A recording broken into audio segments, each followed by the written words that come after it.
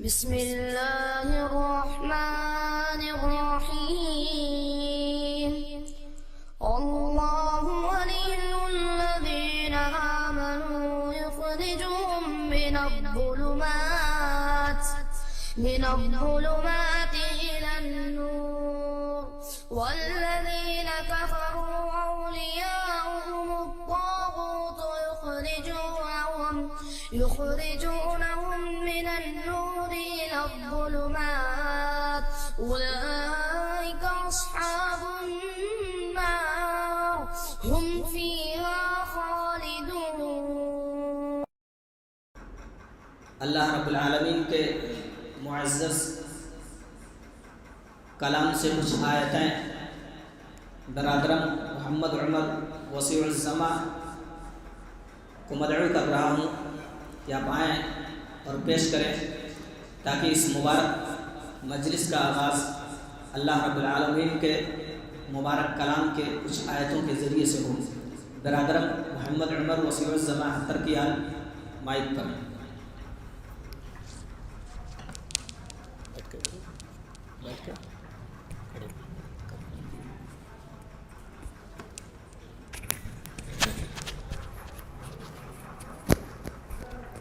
السلام علیکم ورحمۃ اللہ وبرکاتہ. اعوذ باللہ من الشیطان الرجیم. بسم اللہ الرحمن الرحیم. وجاءوا على قميصه بدم كذب قال بل سولت لكم أنفسكم أمرا فصبر جميل والله المستعان على ما تصفون. وجاءت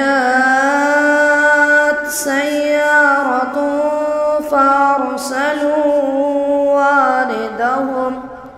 فأرسلوا واردهم فأدلى دلوه قال يا بشرى هذا غلام وأسروه بضاعة والله عليم بما يعملون. وشروه بثمن بخس دراهم معدودة وكانوا فيه من الزاهدين. السلام علیکم ورحمۃ اللہ.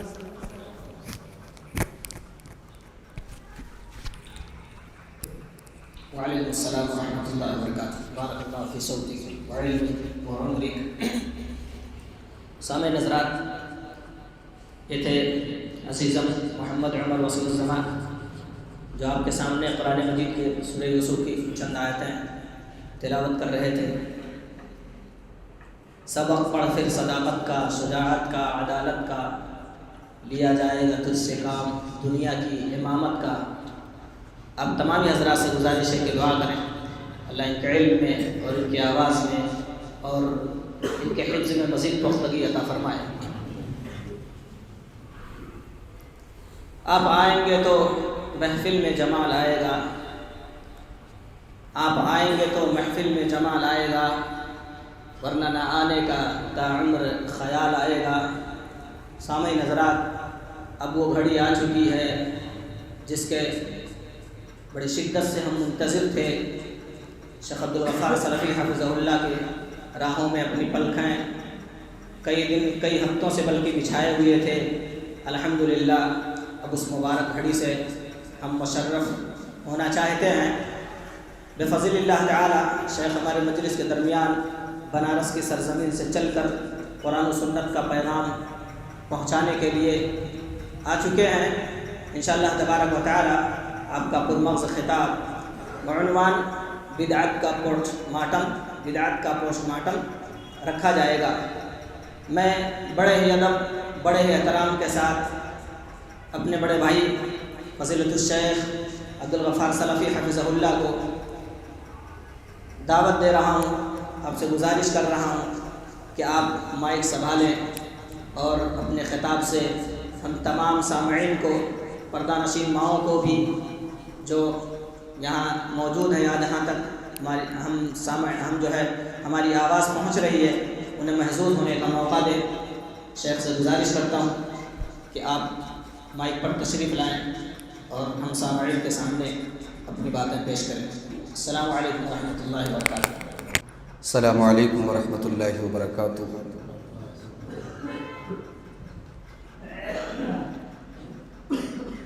الحمد للہ نحمده ونستعینه ونستغفره ونعوذ باللہ من شرور انفسنا ومن سیئات اعمالنا، من يهده الله فلا مضل له ومن يضلل فلا هادي له، واشهد ان لا اله الا الله وحده لا شريك له،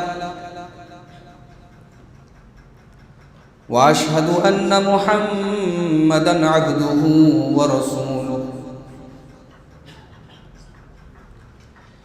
يا ايها الذين آمنوا اتقوا الله حق تقاته ولا تموتن الا وانتم مسلمون،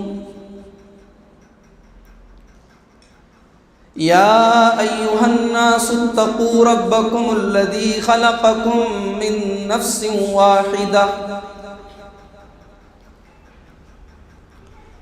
وخلق منها زوجها وبث منهما رجالا كثيرا ونساء،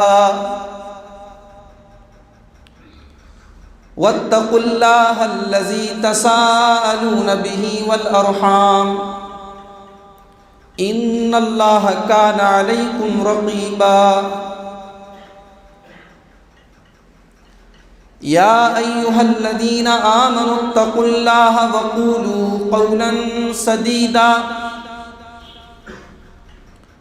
يصلح لكم أعمالكم ويغفر لكم ذنوبكم، ومن يطع الله ورسوله فقد فاز فوزا عظيما، أما بعد فإن خير الحديث كتاب الله وخير الهدي هدي محمد صلى الله عليه وسلم، وشر الأمور محدثاتها وكل محدثة بدعة وكل بدعة ضلالة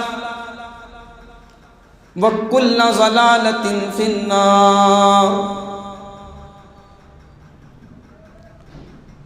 اعوذ باللہ من الشیطان الرجیم، بسم اللہ الرحمن الرحیم، وَأَنَّ هَذَا صِرَاطِي مُسْتَقِيمًا فَاتَّبِعُوهُ وَلَا تَتَّبِعُوا السُّبُلَ فَتَفَرَّقَ بِكُمْ عَنْ سَبِيلِهِ ذَلِكُمْ وَصَّاكُمْ بِهِ لَعَلَّكُمْ تَتَّقُونَ۔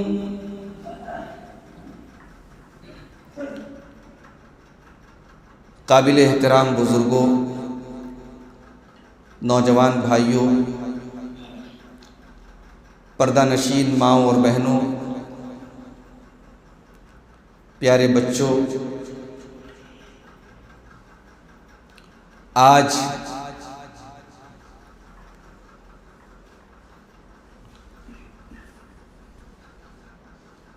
اللہ تبارک و تعالیٰ کے اس گھر میں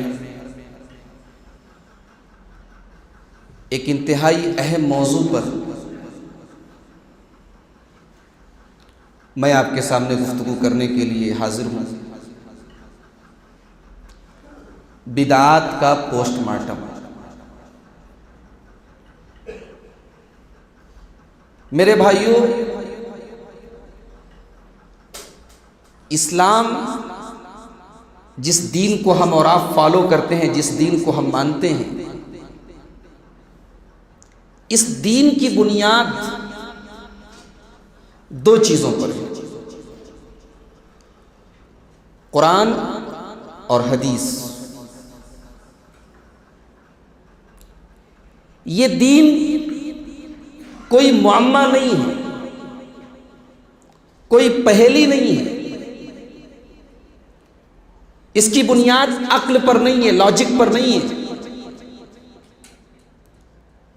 اس کو بیان کرنے کے لیے، اس کو سمجھنے کے لیے، اس کو سمجھانے کے لیے میں عقلی گھوڑے دوڑانے کی ضرورت نہیں ہے۔ یہ دین کتاب و سنت کا نام ہے۔ اگر یہ دین عقل کا نام ہوتا، عقلی گھوڑے دوڑانے کا نام ہوتا یہ دین، تو آئیے ایک حدیث سے ہم سمجھتے ہیں بات۔ ابو داؤد کتاب الطہارہ کی روایت ہے، حضرت علی رضی اللہ تعالیٰ عنہ فرماتے ہیں، لو کان الدین بالرأی لکان اسفل الخف اولا بالمسح۔ اگر اس دین کی بنیاد عقل کے اوپر ہوتی، لاجک کے اوپر ہوتی، دماغ چلانے کے اوپر ہوتی، تو موزے کا نیچے کا حصہ، جب ہم موزہ پہن کر چلتے ہیں تو جو گرد و غبار لگتا ہے، جو ڈسٹ لگتا ہے، جو گندگی لگتی ہے، وہ موزے کے نیچے کے حصے پر لگتی ہے۔ اگر اس دین کی بنیاد عقل کے اوپر ہوتی تو موزے کا مسا تو اس کے نیچے والے حصے پر ہونا چاہیے تھا، لیکن حضرت علی فرماتے ہیں کہ میں نے اللہ کے پیارے نبی جناب محمد رسول اللہ صلی اللہ علیہ وسلم کو دیکھا، یمسح اعلی الخف، اللہ کے نبی موزے کے اوپر والے حصے پر، موزے کے اوپر کے حصے پر اللہ کے نبی مسا کیا کرتے تھے۔ یہ دین عقل کا نام نہیں، یہ قرآن اور حدیث کا نام ہے، اور یہ دین بالکل سیدھا ہے، اس کو سمجھنا انتہائی آسان ہے، اس میں کوئی پیچیدگی نہیں ہے، کوئی کنفیوژن نہیں ہے۔ سورہ انعام کے اندر اللہ تعالیٰ فرماتا ہے، وَأَنَّ هَذَا صِرَاطِي مُسْتَقِيمًا فَاتَّبِعُوهُ، میرے بندو ہم نے تم کو جو راستہ بتایا ہے، ہم نے تم کو جو طریقہ بتایا ہے وہ بالکل سیدھا راستہ ہے، صراط مستقیم ہے، وہ بالکل سیدھا جانے والا راستہ ہے۔ فَاتَّبِعُوهُ، میرے بندو تم اسی سیدھے راستے پر چلتے رہنا، وَلَا تَتَّبِعُوا السُّبُلَ، تم دائیں بائیں جانے والے، آگے پیچھے جانے والے راستوں پہ نہ چلنا، فَتَفَرَّقَ بِكُمْ عَنْ سَبِيلِهِ، تم دائیں بائیں کے راستوں پہ جاؤ گے تو صراط مستقیم سے ہٹ جاؤ گے۔ اسی بات کو اللہ کے پیارے نبی جناب محمد رسول اللہ صلی اللہ علیہ وسلم مسند احمد کی ایک حدیث میں اور کلیئر طریقے سے بیان کرتے ہیں۔ حضرت ارباز ابن ساریہ رضی اللہ تعالیٰ عنہ حدیث کے راوی ہیں، فرماتے ہیں کہ اللہ کے نبی صلی اللہ علیہ وسلم تقریر کر رہے ہیں، خطبہ دے رہے ہیں، اور اللہ کے نبی ایسا بہترین خطبہ دے رہے ہیں، ایسی بہترین تقریر فرما رہے ہیں، ذرفت منہ العیون، جس کو سننے کے بعد ہماری آنکھوں سے آنسو بہنے لگے، ووجلت منہ القلوب، ہمارے دل کانپ اٹھے، ہمارے دل لرز اٹھے۔ ہم نے کہا اے اللہ کے نبی، ان ھذہ موعظۃ مودع، اے اللہ کے رسول آج آپ نے جو تقریر کی ہے، جو وعظ فرمایا ہے، ایسا لگ رہا ہے کہ یہ آپ کی الوداعی تقریر ہے۔ جب کوئی آدمی الوداعی تقریر کرتا ہے، جب جانے لگتا ہے، جو الوداعی باتیں کرتا ہے، آپ کی باتیں ایسی لگ رہی تھی۔ فَمَاذَا تَعْهَدُ إِلَيْنَا، اے اللہ کے رسول اس موقع پر ہم چاہتے ہیں کہ آپ ہم کو کچھ نصیحت فرما دیں۔ اللہ کے نبی فرماتے ہیں، انی قد ترکتکم علی البیضاء، اے میرے صحابہ، میں نے تم کو جس راستے پر چھوڑا ہے، جس منہج کے اوپر چھوڑا ہے، وہ بالکل کلیئر، بالکل روشن راستہ ہے، اس پر کوئی اندھیرا نہیں ہے، 24 گھنٹے اس راستے کے اوپر روشنی ہے۔ لیلھا کنہاریہ، رات ہو یا دن ہو، میری شریعت پر چلنے والا نہ رات میں پریشان ہوگا نہ دن میں پریشان ہوگا، اسے کبھی اندھیرے کی شکایت نہیں ہوگی۔ میں نے جو راستہ تم کو دیا ہے وہ 24 آور، وہ 24 گھنٹے روشن رہنے والا راستہ۔ لا یزیغ عنہا بعدی الا ہالک، اے میرے صحابہ، میں نے تمہیں جو راستہ بتایا ہے اس راستے سے جو ہٹ جائے گا وہ برباد ہو جائے گا، وہ ہلاک ہو جائے گا۔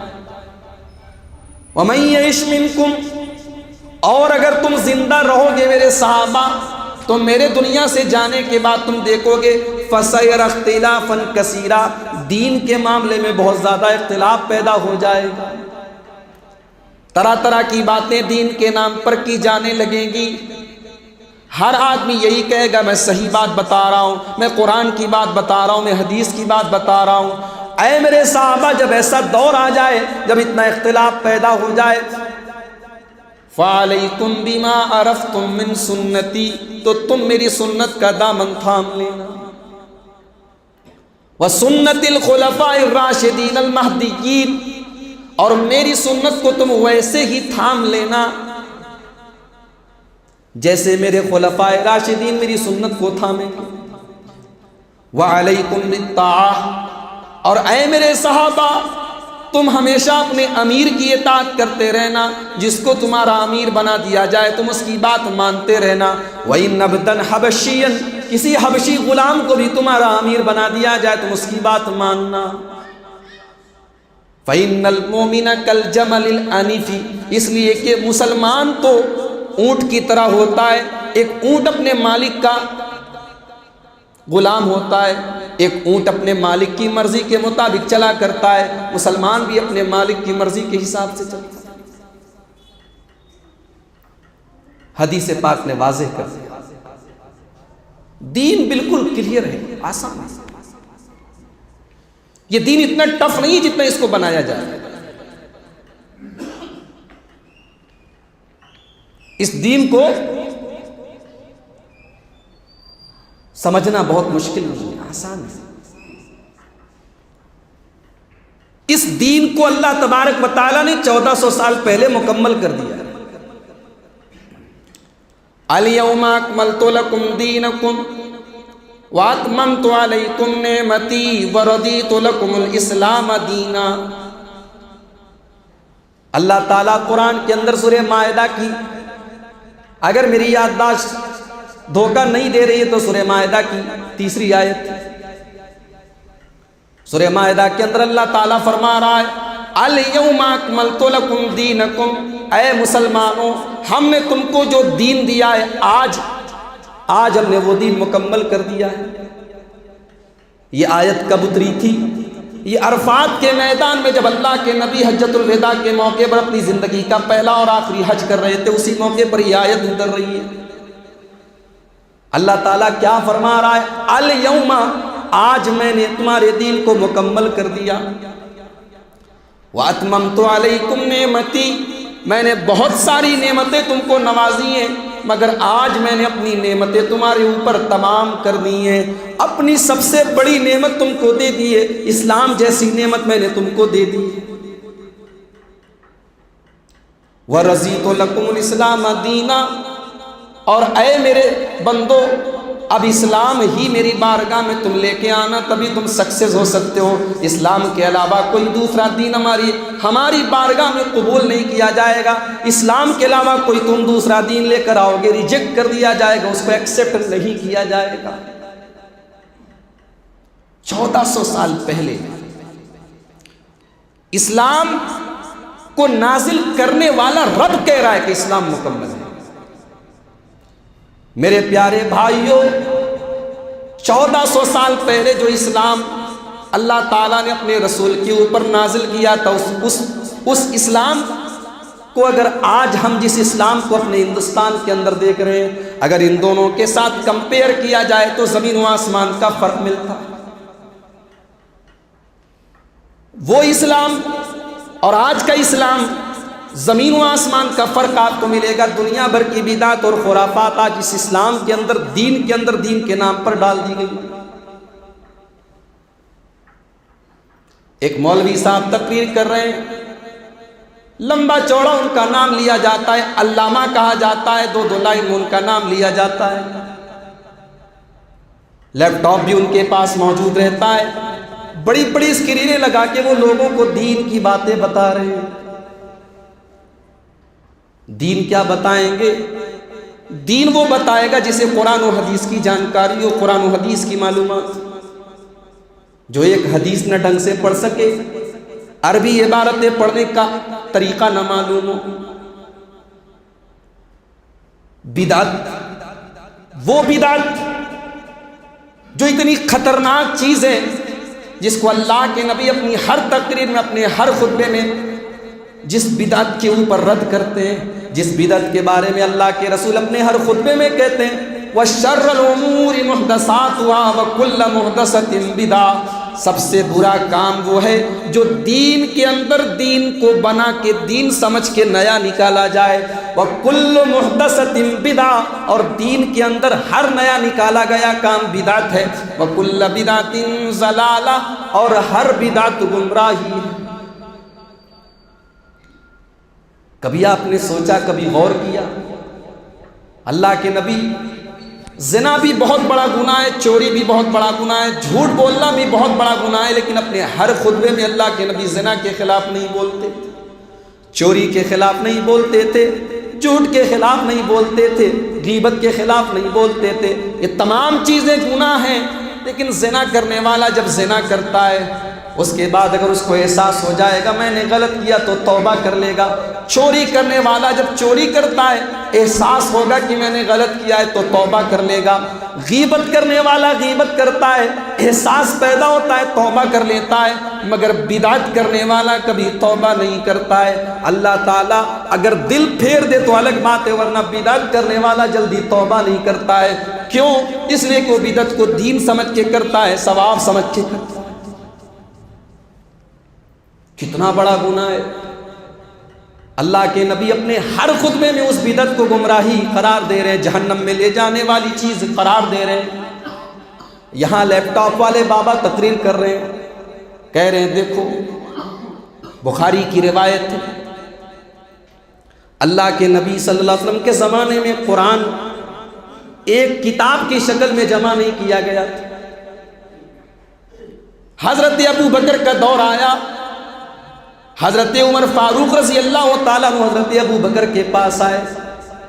جنگ یمامہ میں 70 کے قریب ایسے صحابہ شہید ہو گئے جو قرآن کے حافظ تھے. حضرت عمر فاروق نے حضرت ابو بکر سے کہا اے ابو بکر, اگر اسی طریقے سے قرآن کے حافظ ختم ہو جائیں گے تو قرآن کا مسئلہ بڑا خطرے میں پڑ جائے گا. کیوں نہ ہم قرآن کو ایک کتاب کی شکل میں جمع کر دیں. حضرت ابو بکر کہنے لگے میں ایسا کوئی کام نہیں کروں گا جو اللہ کے رسول نے نہیں. حضرت عمر بار بار پریشر ڈالتے رہے, یہاں تک کہ حضرت ابو بکر صدیق کہتے ہیں کہ اللہ تعالیٰ نے میرے دل کو کھول دیا اور انہوں نے حکم دیا حضرت زید ابن ثابت کو کہ قرآن کی جو آیتیں اور سورتیں اللہ کے نبی کے زمانے میں لوگوں کے پاس جمع ہیں ان کو اکٹھا کر کے کتاب کی شکل دے دو. مولوی صاحب تقریر کر رہے ہیں, لیپ ٹاپ والے مولوی صاحب کہہ رہے ہیں یہ حدیث بخاری میں ہے, مسلم میں ہے, وہ حوالے وغیرہ سب نوٹ کر کے آئے تھے. بخاری میں حدیث نمبر اتنا ہے. اللہ کی توفیق دیکھو, اللہ کا کرم دیکھو کہ اب ایسے ایسے لوگ بھی حدیث کا حوالہ دینے لگے جن کے کبھی حدیث نہیں پڑھی جاتی, جن کے ہمیشہ تقریروں میں انہوں نے کہا انہوں نے کہا, ایسی روایت ہے ویسی روایت ہے, وہ بھی ان کو بیان کرنا پڑ رہا ہے. یہ آپ کی اور ہماری محنت کا نتیجہ ہے. اللہ تعالیٰ نے اس امت کے اندر تحقیق کا جذبہ پیدا کر دیا ہے. آج دین کی بگڑی شکل بیان کرنے والے بھی مجبور ہیں کہ وہ یہ حدیث نمبر بتا رہے ہیں, حوالے دے رہے ہیں آیتوں کے اور تفسیروں.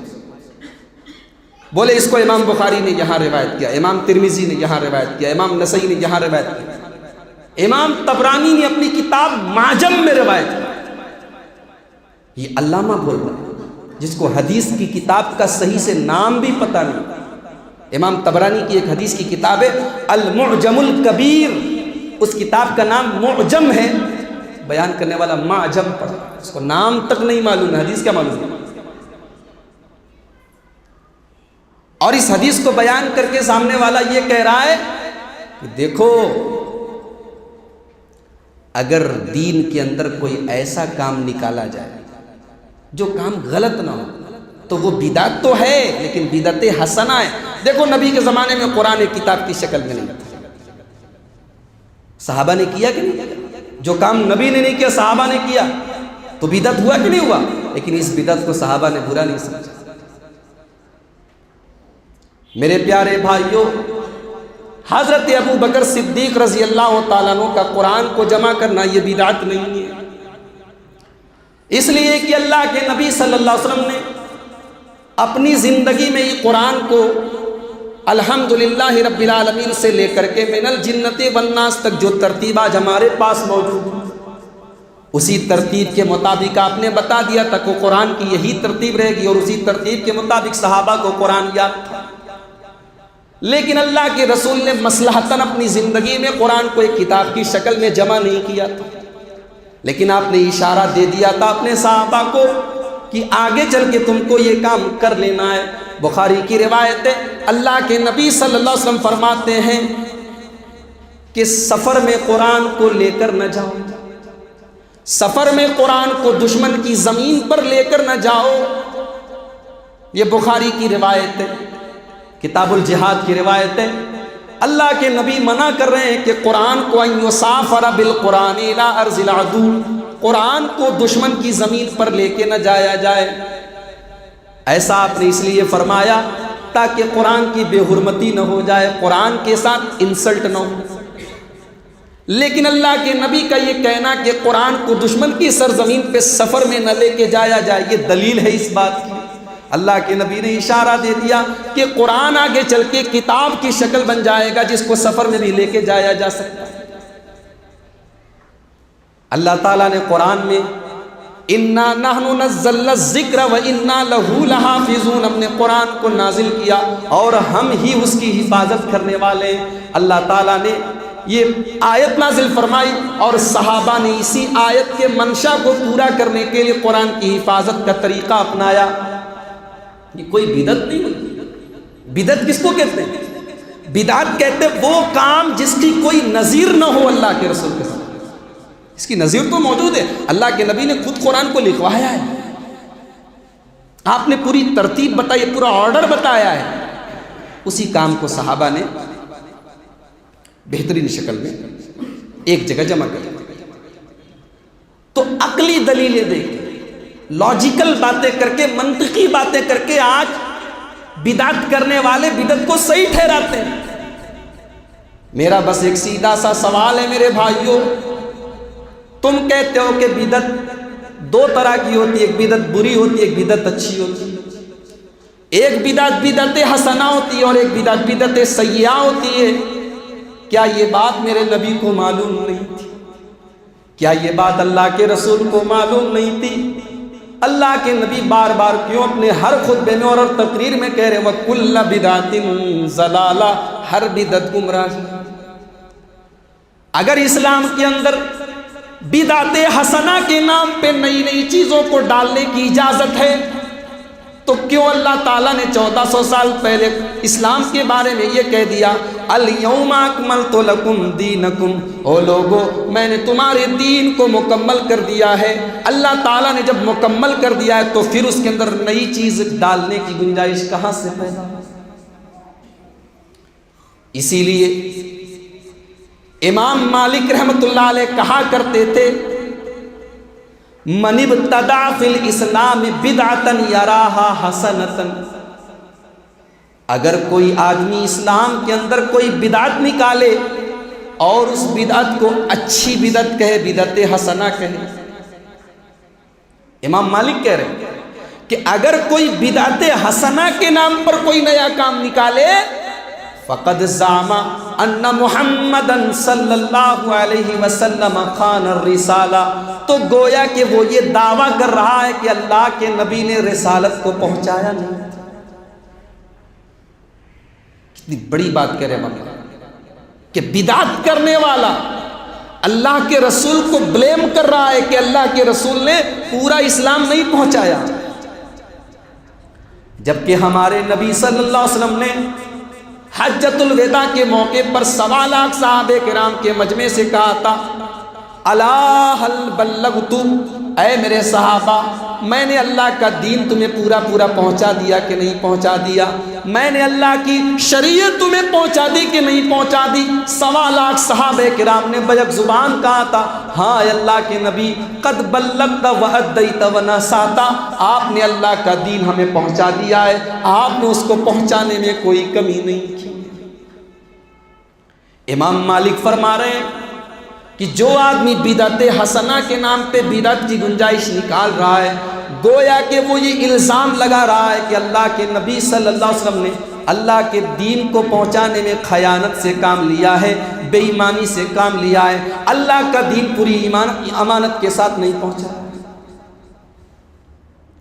اس کے بعد امام مالک یہی سورہ مائدہ کی آیت پڑھتے ہیں الیوم اکملت لکم دینکم، یہی آیت پڑھتے ہیں امام مالک، اور یہ آیت پڑھنے کے بعد امام مالک کہتے ہیں فما لم یکن یومئذ دینا فلا یکون الیوم دینا، جو چیز 1400 سال پہلے امام مالک اپنے زمانے کے حساب سے کہہ رہے ہیں کہ جو نبی کے زمانے میں جو چیز دین نہیں تھی، جو چیز اس وقت دین نہیں تھی وہ آج دین نہیں ہو سکتی۔ دین وہی تھا جو اللہ نے اپنے رسول پر اتارا۔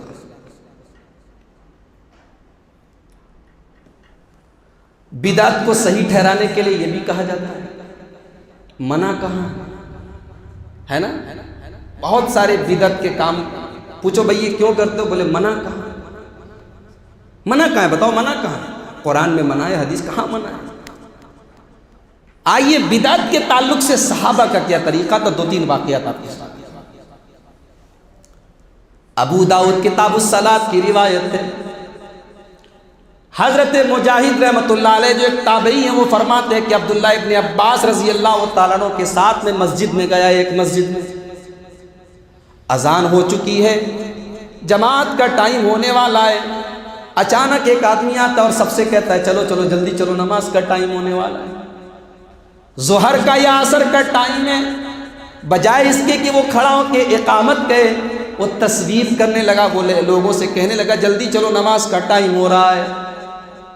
حضرت عبداللہ ابن عباس نے فوراً حضرت مجاہد سے کہا اخرج بنا، چلو جلدی سے اس مسجد سے چلتے ہیں، ان ھذہ بدعۃ، یہ تو بدعتی کی مسجد ہے، یہ تو بدعتی کام کر رہا ہے، یہ تو نیا کام کر رہا ہے، یہ تو وہ کام کر رہا ہے جو اللہ کے نبی کے زمانے میں نہیں ہوتا۔ صحابہ کا مزاج تھا،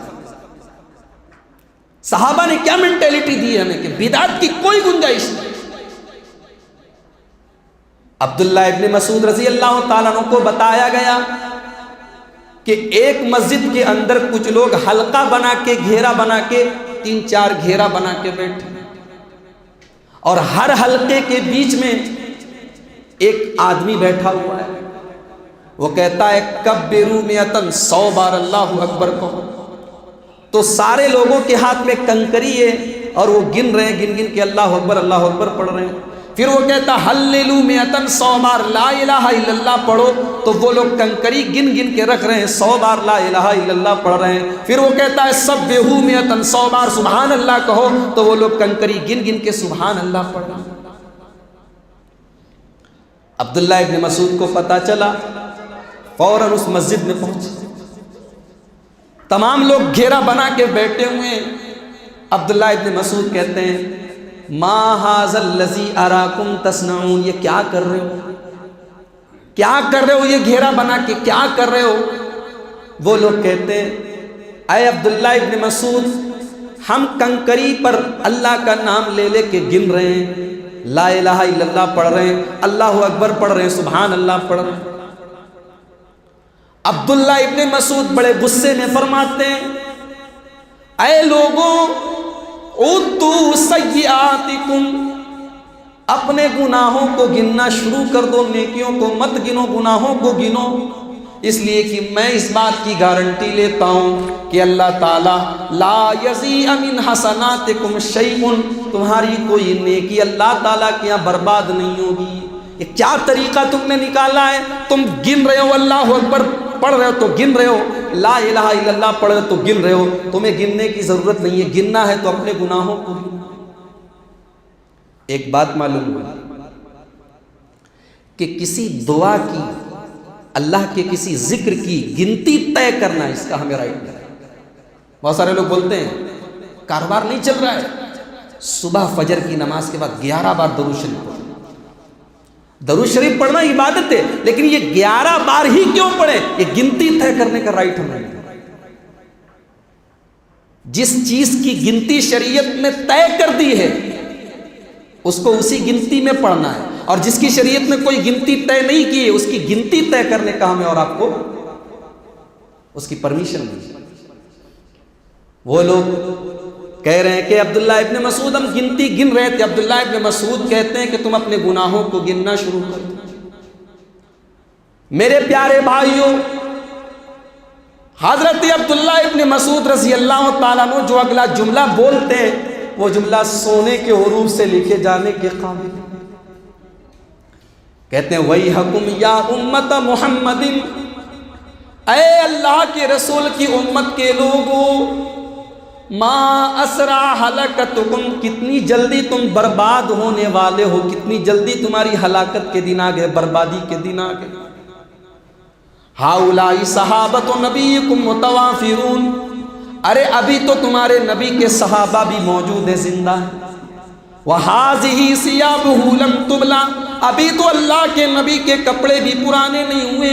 وَآنِيَتُهُ لَمْ تُكْسَرْ، ابھی تو اللہ کے نبی کے برتن بھی نہیں ٹوٹے ہیں، ابھی تو نبی کا زمانہ بھی زیادہ پیریڈ نہیں گزرا ہے، اور ابھی سے تم لوگوں نے یہ سب کام شروع کر دیے ہیں۔ وَالَّذِي نَفْسِي بِيَدِهِ، اس اللہ کی قسم جس کے ہاتھ میں میری جان ہے، انکم لعلی ملت ہی اہدی من ملت محمد، یا تو تم میرے نبی کے طریقے سے بھی بہترین طریقے پر چل رہے ہو، ام مفتتح باب ضلالت، یا گمراہی کا راستہ کھول رہے ہو۔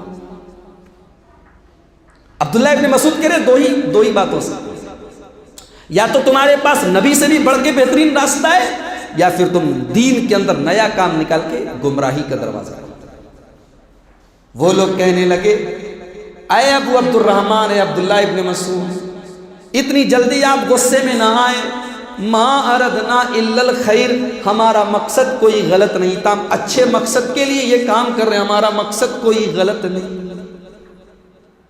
آج قبروں پہ جانے والے بھی غلط مقصد تو نہیں ہے ان کا، بڑے پیر صاحب کے نام پہ 11ویں منانے والے بھی کوئی غلط مقصد تو نہیں ہے ان کا، 12 ربیع الاول کو عید میلاد النبی کا جلوس نکالنے والے بھی کوئی غلط مقصد کے لیے تو جلوس نہیں نکال رہے، مقصد سارے لوگوں کا اچھا۔ کوئی رسول کی محبت کے نام پہ بدعت کر رہا ہے، کوئی اولیاء کرام کی محبت کے نام پر بدعت کر رہا ہے، کوئی نبی کے نواسے کے نام پہ نیا کام کر رہا ہے، مقصد سب کا اچھا ہے، لیکن جو طریقہ اپنایا جا رہا ہے وہ طریقہ میرے نبی سے ثابت نہیں ہے، وہ طریقہ غلط ہے، وہ طریقہ دین میں ثابت نہیں ہے۔ عبداللہ ابن مسعود کہتے ہیں وَكَم مِّن مُرِيدٍ لِّلْخَيْرِ لَن يُصِيبَهُ، مقصد کا اچھا ہونا، مقصد کا صحیح ہونا یہ ضروری نہیں ہے کہ کام کو بھی صحیح کر دیں، کام بھی تو صحیح ہونا، مقصد کا صحیح ہونا یہ سفیشینٹ نہیں ہے، کافی نہیں ہے، کام بھی صحیح ہونا چاہیے۔ یہ صحابہ کا مزاج تھا۔ سماج میں آج سینکڑوں، ہزاروں، بلکہ ان گنت بدعات اور خرافات، پیدائش سے لے کر موت تک زندگی کا کون سا ایسا پہلو ہے جس میں ہم نے کوئی بدعت نہ نکالی، جس میں ہم نے اپنے رسول کی کوئی مخالفت نہ کی ہو؟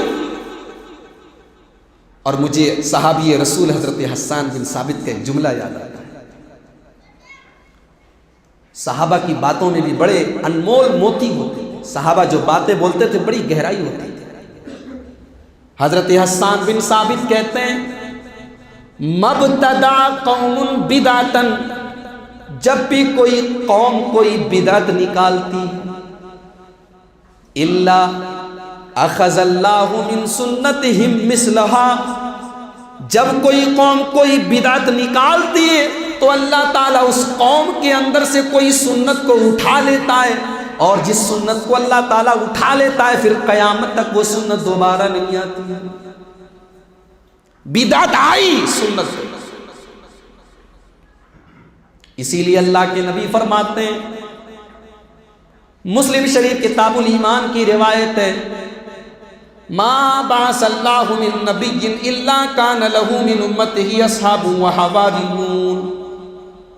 دنیا میں اللہ تعالیٰ نے جتنے رسول بھیجے، جتنے نبی بھیجے، ہر نبی کے کچھ ماننے والے، کچھ ساتھ دینے والے، کچھ سپورٹر ہوا کرتے.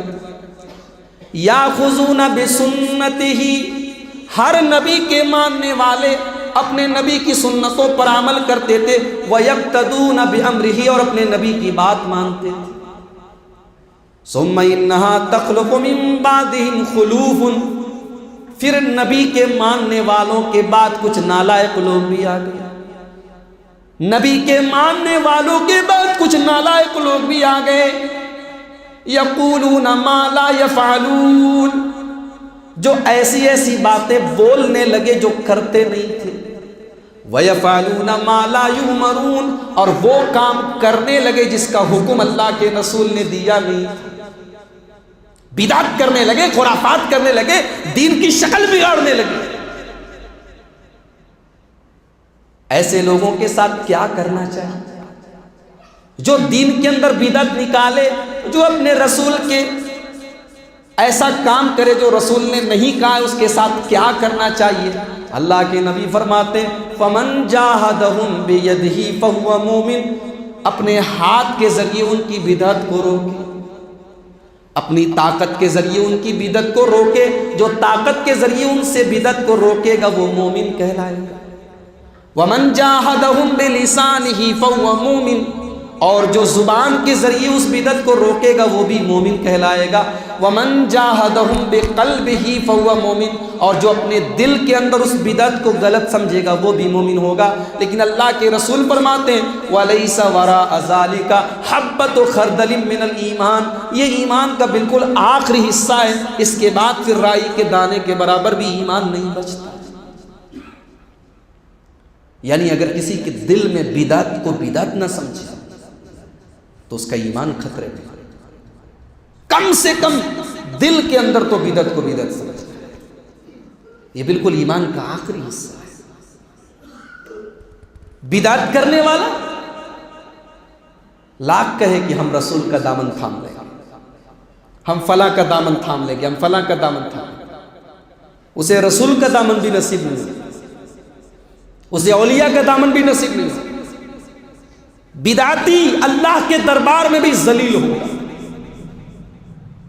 بخاری کی روایت ہے، اللہ کے نبی فرماتے ہیں انی فرضتکم علی الحوض، اے میری امت کے لوگوں، حوض کوثر کے اوپر میں تم سے پہلے پہنچ جاؤں گا. اللہ کے نبی اپنی امت کے لوگوں کو حوض کوثر کا پانی پلائیں گے، اور اللہ کے نبی فرماتے ہیں کہ جو بھی حوض کوثر کا پانی ایک بار پی لے گا لم یظما، ابدا اس کو کبھی پیاس نہیں لگے گی.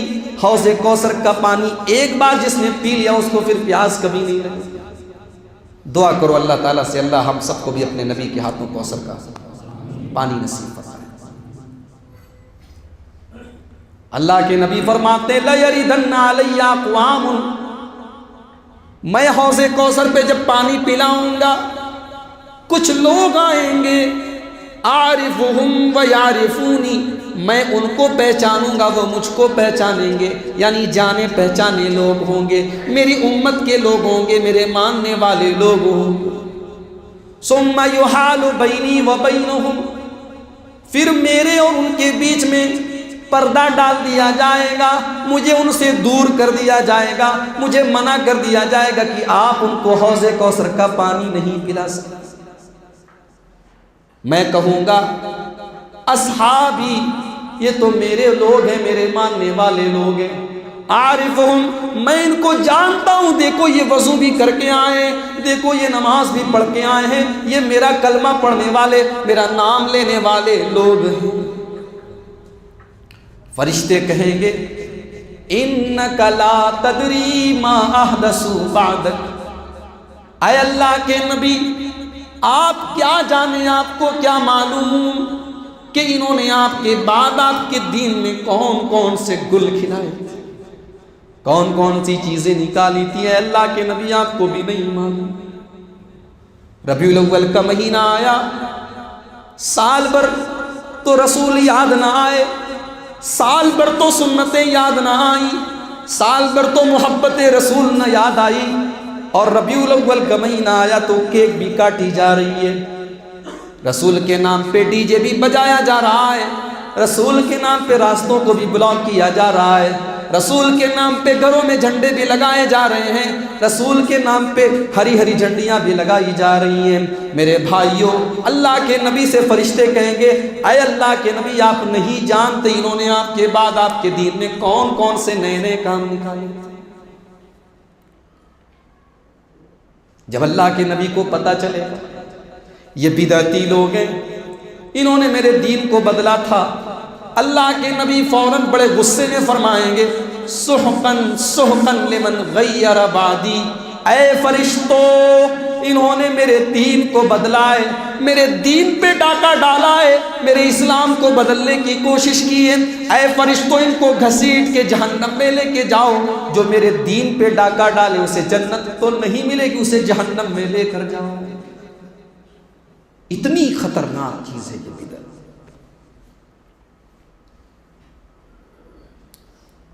پچھلے سال 8 نومبر کو ہمارے ملک میں ایک بہت بڑی گھٹنا ہوئی تھی، یاد ہے آپ لوگوں کو؟ یاد ہے نا؟ نوٹ بندی ہوئی تھی۔ ہمارے وزیر اعظم صاحب نے اعلان کیا 500 اور 1000 کے نوٹ پرانے والے سب بند۔ اب جناب عالی لاکھوں کروڑوں بھی جس کے پاس موجود ہے، حکومت نے الٹیمیٹم دے دیا کہ اس ڈیٹ کے اندر اندر آپ کو جمع کر دینا ہے، اس کے بعد وہ ردی کا ٹکڑا ہو جائے گا، اور حکومت نے اب اس کی جگہ 2000 کے نئے نوٹ جاری کر دی۔ اچھا اب یہ جو 2000 والا نوٹ ہے، اس نوٹ کو اور پرانے والے اگر 500 اور 1000 کے نوٹ کو کمپیئر کرو تو پرانے والے 500 نوٹ کا کاغذ اور اچھا لگ رہا ہے کہ نہیں؟ یہ تو بالکل چورن والا نوٹ لگتا ہے، اور اس کا سائز بھی چھوٹا ہے، اس سے اچھا کاغذ تھا، اس کا اس سے خوبصورت لگ رہا تھا وہ، لیکن حکومت نے کہہ دیا کہ اب وہ نوٹ نہیں چلے گا، یہ چلے گا تو یہی چلے گا۔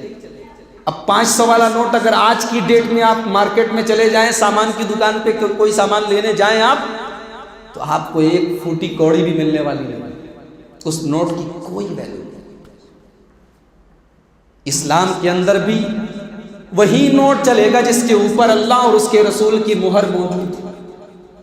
اسلام کے اندر آپ کا عمل دیکھنے میں کتنا خوبصورت کیوں نہ ہو، آپ کا عمل دیکھنے میں کتنا اچھا کیوں نہ ہو، پہلے یہ دیکھنا پڑے گا کہ اس کے اوپر محمد الرسول اللہ کی مہر ہے کہ نہیں، اس کے اوپر رب کائنات کی مہر ہے کہ نہیں۔ اگر مہر ہے تو وہ عمل دیکھنے میں اچھا نہ بھی لگ رہا ہو لیکن وہ عمل شریعت کا حصہ ہے، اور اگر محمد الرسول اللہ کی مہر نہیں ہے، اللہ تعالیٰ کی مہر نہیں ہے، تو وہ کام چاہے جتنا بہترین ہی کیوں نہ لگ رہا ہو لیکن اس کام کی اللہ تعالیٰ کے یہاں کوئی ویلو نہیں ہے۔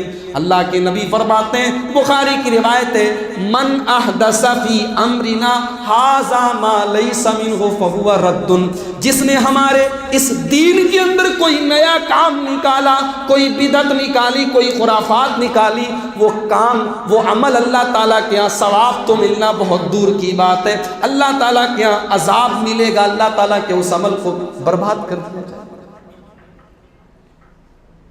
سوچو میرے بھائیوں، کتنا بد نصیب ہوگا وہ آدمی جو محنت بھی کرے، کام بھی کرے، عمل بھی کرے، اور اللہ کی بارگاہ میں اس کا عمل برباد کر دیا جائے، اس کی نیکیاں برباد کر دی جائیں، اس کے عمل کی اللہ تعالیٰ کے یہاں کوئی ویلو نہ ہو۔ یہی معاملہ تو بدعت کے ساتھ بھی ہے، بدعت کرنے والے کے عمل کی اللہ تعالیٰ کے یہاں کوئی ویلو نہیں ہے۔ قرآن کہتا ہے هل اتاک حدیث الغاشیہ وجوہ یومئذ خاشیہ عاملۃ ناصبہ، قیامت کے دن اللہ تعالیٰ کے کچھ بندے جہنم میں جائیں گے۔ یہ کون سے بندے ہوں گے؟ اللہ فرماتا ہے عاملۃ ناصبہ، یہ دنیا میں بڑا عمل کر کے آئے ہوں گے، ہزار رکعت نمازیں پڑھی ہوں گی، 100 رکعت نمازیں پڑھی ہوں گی، رات بھر نمازیں پڑھی ہوں گی، لیکن وہ نماز نبی سے ثابت نہیں ہوگی، وہ نماز قرآن سے ثابت نہیں ہوگی، وہ نماز حدیث سے ثابت نہیں ہوگی۔ کبھی آپ غور کیجئے، سال کے 12 مہینے ہر مہینے میں کوئی نہ کوئی خرافات ہے۔ محرم شروع ہوا، اسلامی کیلنڈر کا پہلا مہینہ، اسلام کا نیا سال جس سے شروع ہو رہا ہے۔ اچھا، اب نیا سال بھی ہمارے یہاں یہ جو 2018 شروع ہوا تو فیس بک پر لوگ لکھ رہے ہیں کہ بھئی ہم مسلمان ہیں، ہم کو مبارکباد مت دو، ہمارا نیا سال محرم سے شروع ہوتا ہے۔ کیا مطلب؟ محرم پہ مبارکباد دو؟ سال کا آنا اور جانا یہ کوئی مبارکباد کی چیز نہیں ہے۔ سال کا پلٹنا تو ہمارے لیے اور بڑی عبرت کی چیز ہے۔ 2017 چلا گیا، 2018 آ گیا، ہمارے لیے ایک سبق ہے، ایک عبرت ہے، ایک پیغام ہے۔ ایک اور اینٹ گر گئی دیوار حیات سے، ناداں یہ کہہ رہا ہے نیا سال مبارک۔ تیری زندگی کی دیوار سے ایک اینٹ اور گر گئی، تو اپنی موت سے ایک اور قدم قریب ہو گیا اور تو نیا سال منا رہا۔ انگریزی کیلنڈر کا تو نیا سال شراب سے منایا جا رہا ہے، ناچ گانے سے منایا جا رہا ہے، آتش بازی سے منایا جا رہا ہے، اور اسلامی کیلنڈر کا نیا سال ماتم سے منایا جا رہا ہے، یا حسین کی صداؤں سے منایا جا رہا ہے، تعزیے سے منایا جا رہا ہے، تابوت سے منایا جا رہا ہے، اور کہا جاتا ہے کہ جناب علی یہ نواس رسول کا غم ہے، یہ نواس رسول کی شہادت پر ہم اپنے غم کا اظہار کر رہے ہیں۔ وہ لوگوں، یہ کون سے غم کا اظہار ہے ذرا مجھ کو بتا دو۔ محمد الرسول اللہ صلی اللہ علیہ وسلم نے تو غم منانے کا جو طریقہ بتایا ہے، اس طریقے کے اندر تو اس کی کوئی گنجائش نہیں ہے۔ کیا میرے نبی کی زندگی میں غم والے موڑ نہیں آئے؟ کیا میری نبی کی زندگی میں کوئی ایسا موڑ نہیں آیا، کوئی ایسا لمحہ نہیں آیا جب میرے نبی کو تکلیف ہوئی؟ بخاری کی روایت ہے، اللہ کے نبی کے بیٹے ابراہیم کا انتقال ہونے والا ہے، آخری سانسیں چل رہی ہیں۔ اللہ کے نبی اپنے صحابہ کے ساتھ جاتے ہیں، اپنے بیٹے ابراہیم کو گود میں لیتے ہیں۔ وَإِبْرَاهِيمُ يَجُودُ بِنَفْسِهِ، ابراہیم رضی اللہ عنہ کی آخری سانسیں چل رہی ہیں، نبی کا ایک لوتا بیٹا دنیا سے جا رہا ہے، اللہ کے نبی کی آنکھوں سے آنسو بہنے لگتے ہیں۔ حضرت سعد بن عبادہ کہتے ہیں، اے اللہ کے نبی یہ ہم کیا دیکھ رہے ہیں، آپ کی آنکھوں سے بھی آنسو بہنے لگتے ہیں۔ اللہ کے نبی فرماتے ہیں، اے میرے صحابہ، هَذِهِ رَحْمَةٌ جَعَلَهَا اللَّهُ فِي قُلُوبِ عِبَادِهِ، یہ محمد الرسول اللہ کی آنکھوں کے آنسو نہیں ہیں، یہ ایک باپ کی آنکھوں کے آنسو ہیں جو بیٹے کے غم میں نکل رہے ہیں۔ اے لوگوں، کیا میں انسان نہیں ہوں؟ اللہ تعالیٰ نے ہر انسان کے دل میں جو رحم کا جذبہ رکھا ہے، یہ آنسو اسی رحم کی وجہ سے نکل رہے ہیں۔ یہ آنسو میرے بیٹے کے صدمے میں، میرے بیٹے کے جانے کے غم میں نکل رہے ہیں۔ او حسین کا غم منانے والوں، ذرا نبی کے الفاظ سنو، اللہ کے نبی کیا فرماتے ہیں؟ کہتے ہیں، ان العین تدمع والقلب یحزن ولا نقول الا ما یرضی ربنا، میرے دل کو بڑی تکلیف پہنچی ہے، میرا بیٹا دنیا سے جا رہا ہے، میری آنکھوں سے آنسو بہ رہے ہیں، میرا دل غمگین ہے۔ اے ابراہیم، اے میرے بچے ابراہیم، تیرے جانے کا تیرے باپ کو بڑا دکھ ہے، بڑی تکلیف ہے۔ وَلَا نَقُولُ إِلَّا مَا يَرْضَى رَبُّنَا، لیکن تیرا باپ اپنی زبان سے کوئی ایسا جملہ نہیں نکالے گا جس سے اللہ تعالیٰ ناراض ہو جائے، جس سے ہمارا رب ناراض ہو جائے۔ محمد رسول اللہ تو اس طریقے سے غم منا رہے ہیں، میرے نبی تو غم کی حالت میں بھی اپنی زبان کو کنٹرول میں رکھنے کی اجازت دے رہے ہیں۔ یہ کون سا غم منانے کا طریقہ ہے؟ نواز رسول کا نام بازاروں میں لیا جائے، نواز رسول کے گھر کی عورتوں کا نام بازاروں میں لیا جائے، سینے کو پیٹا جائے، بلیڈ سے بدن کو کاٹا جائے۔ میرے بھائیوں، اللہ کے نبی فرماتے، بخاری کی روایت ہے، لیس منا من لطم الخدود وشق الجیوب ودعا بدعوی الجاہلیہ۔ وہ آدمی ہم میں سے نہیں ہے، وہ آدمی مسلمانوں میں سے نہیں ہے۔ اللہ کے نبی سیدھے اس کو مسلمانوں میں سے نہیں ہے ایسا بول رہے ہیں۔ کون آدمی؟ من لطم الخدود، جو اپنے چہرے پر تھپڑ مارے، غم کی حالت میں، تکلیف کی حالت میں، صدمے کی حالت میں جو چہرے پر تھپڑ مارے، وشق الجیوب، اور جو اپنے گریبان کو چاک کرے، ودعا بدعوی الجاہلیہ، اور زمانے جاہلیت کی طرح چیخ و پکار مچائے۔ محرم کا مہینہ ختم ہوا، سفر کا مہینہ شروع ہو گیا۔ سفر کے مہینے کو منحوس سمجھا جا رہا ہے۔ بہت سارے ہمارے بھائی ہیں، سفر کے مہینے میں شادی نہیں کرنا، کیوں صاحب؟ یہ تیزی کا مہینہ ہے، بہت تیز ہوتا ہے۔ سفر کے مہینے میں بچہ پیدا ہو گیا، اگر شرارت کر رہا ہے تو مائیں بولتی ہیں تیزی کے مہینے میں پیدا ہوا تھا، بڑا تیز ہوا ہے میرا بچہ۔ یہ بھی جہالت ہے، یہ بھی بدعت ہے، یہ بھی گمراہی ہے۔ اللہ کے نبی فرماتے ہیں، لا ادوا ولا طیرۃ ولا سفر ولا حامۃ۔ اللہ کے رسول فرماتے ہیں، بخاری کتاب الطب کی روایت ہے، اسلام کے اندر چھوت چھات کی کوئی حیثیت نہیں ہے۔ کچھ بیماریاں ایسی ہوتی ہیں جو ایک آدمی سے دوسرے آدمی کو لگ جاتی، ہوتی کہ نہیں ایسی بیماری؟ لیکن حدیث تو کہہ رہی کہ چھوت چھات نہیں ہوتی۔ حدیث ہے کہ اللہ کے رسول کی صحیح حدیث، بخاری کی روایت ہے، لا دعا، چھوت چھات نہیں ہوتی۔ اور یہ تو فیکٹ ہے، ہوتی ہے چھوت، ہوتی کہ نہیں ہوتی؟ بہت ساری بیماری ایسی ہے کہ آپ اگر بیمار آدمی کے بغل میں سو گئے آپ کو ہو جاتی ہے، بیمار آدمی کے ساتھ ریلیشن شپ قائم کرنے سے ہو جاتی ہے، بیمار آدمی کو چھونے سے ہو جاتی ہے، بیمار آدمی کا جھوٹا پانی پینے سے ہو جاتی ہے۔ تو پھر اس حدیث کا کیا مطلب ہے؟ لا ادوا، چھوت چھات نہیں ہوتی۔ یعنی اللہ کے نبی یہ فرمانا چاہتے ہیں کہ دنیا کے اندر لوگ یہ سمجھتے ہیں کہ اگر ایک آدمی بیمار ہے، اس کے بازو میں جو آدمی سو رہا ہے اس کو بھی بیماری ہو گئی تو اس کی وجہ سے ہو گئی، یہ عقیدہ غلط ہے۔ اللہ تعالیٰ جس کو بیماری دینا چاہتا ہے اسی کو بیماری ہوتی ہے۔ اگر ایک آدمی بیمار ہے اور اس کے بازو میں لیٹنے سے کہ کوئی دوسرا آدمی بھی بیمار ہو گیا تو اس کے لیٹنے سے نہیں بلکہ اللہ تعالیٰ کے چاہنے سے بیمار ہوا ہے۔ اس لیے کہ اگر ہر آدمی کو چھوت چھات سے بیماری ہو رہی ہے تو پہلے آدمی کو کہاں سے بیمار ہے؟ یعنی اللہ کے نبی ایک تعلیم دے رہے ہیں کہ اگر کوئی بیماری ایسی ہے کہ ایک دوسرے کے ساتھ اٹھنے بیٹھنے سے پھیلتی ہے تو بچو، لیکن یہ عقیدہ مت رکھو کہ اس کو سٹنے سے بیماری ہوتی ہے۔ بیماری تبھی ہوتی ہے جب اللہ چاہتا ہے، یہ بتانا چاہتے ہیں۔ وَلَا طِیَرَ، اور اللہ کے نبی فرماتے ہیں کہ اسلام کے اندر نحوست نام کی کوئی چیز نہیں ہوتی۔ عرب کے اندر کیا کرتے تھے؟ جب سفر میں جانے لگتے تھے تو پرندے کو اڑاتے تھے، اگر داہنی طرف اڑ جاتا تھا تو سفر میں نکلتے تھے، بائیں طرف اڑ جاتا تھا تو کہتے تھے نہیں نہیں سفر میں نہیں جانا ہے۔ اللہ کے نبی نے تردید کر دی، بائیکاٹ کر دیا، ریجیکٹ کر دیا کہ نہیں نہیں، اس عقیدے کی اسلام کے اندر کوئی حیثیت نہیں ہے، سفر میں نکلنا ہے۔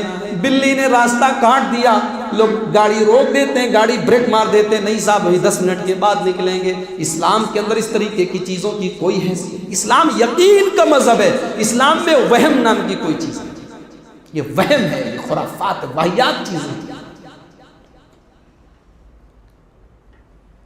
اگر کوئی آدمی گاڑی سے جا رہا ہے بلی نے راستہ کاٹ دیا، اب وہ آگے نہیں جا رہا، گاڑی روک دی اس نے. تو ہم لوگ سمجھتے ہیں کہ نارمل بات ہے، کوئی مانتا ہے کوئی نہیں مانتا، مگر اللہ کے نبی فرماتے ہیں یہ شرک کر رہا ہے.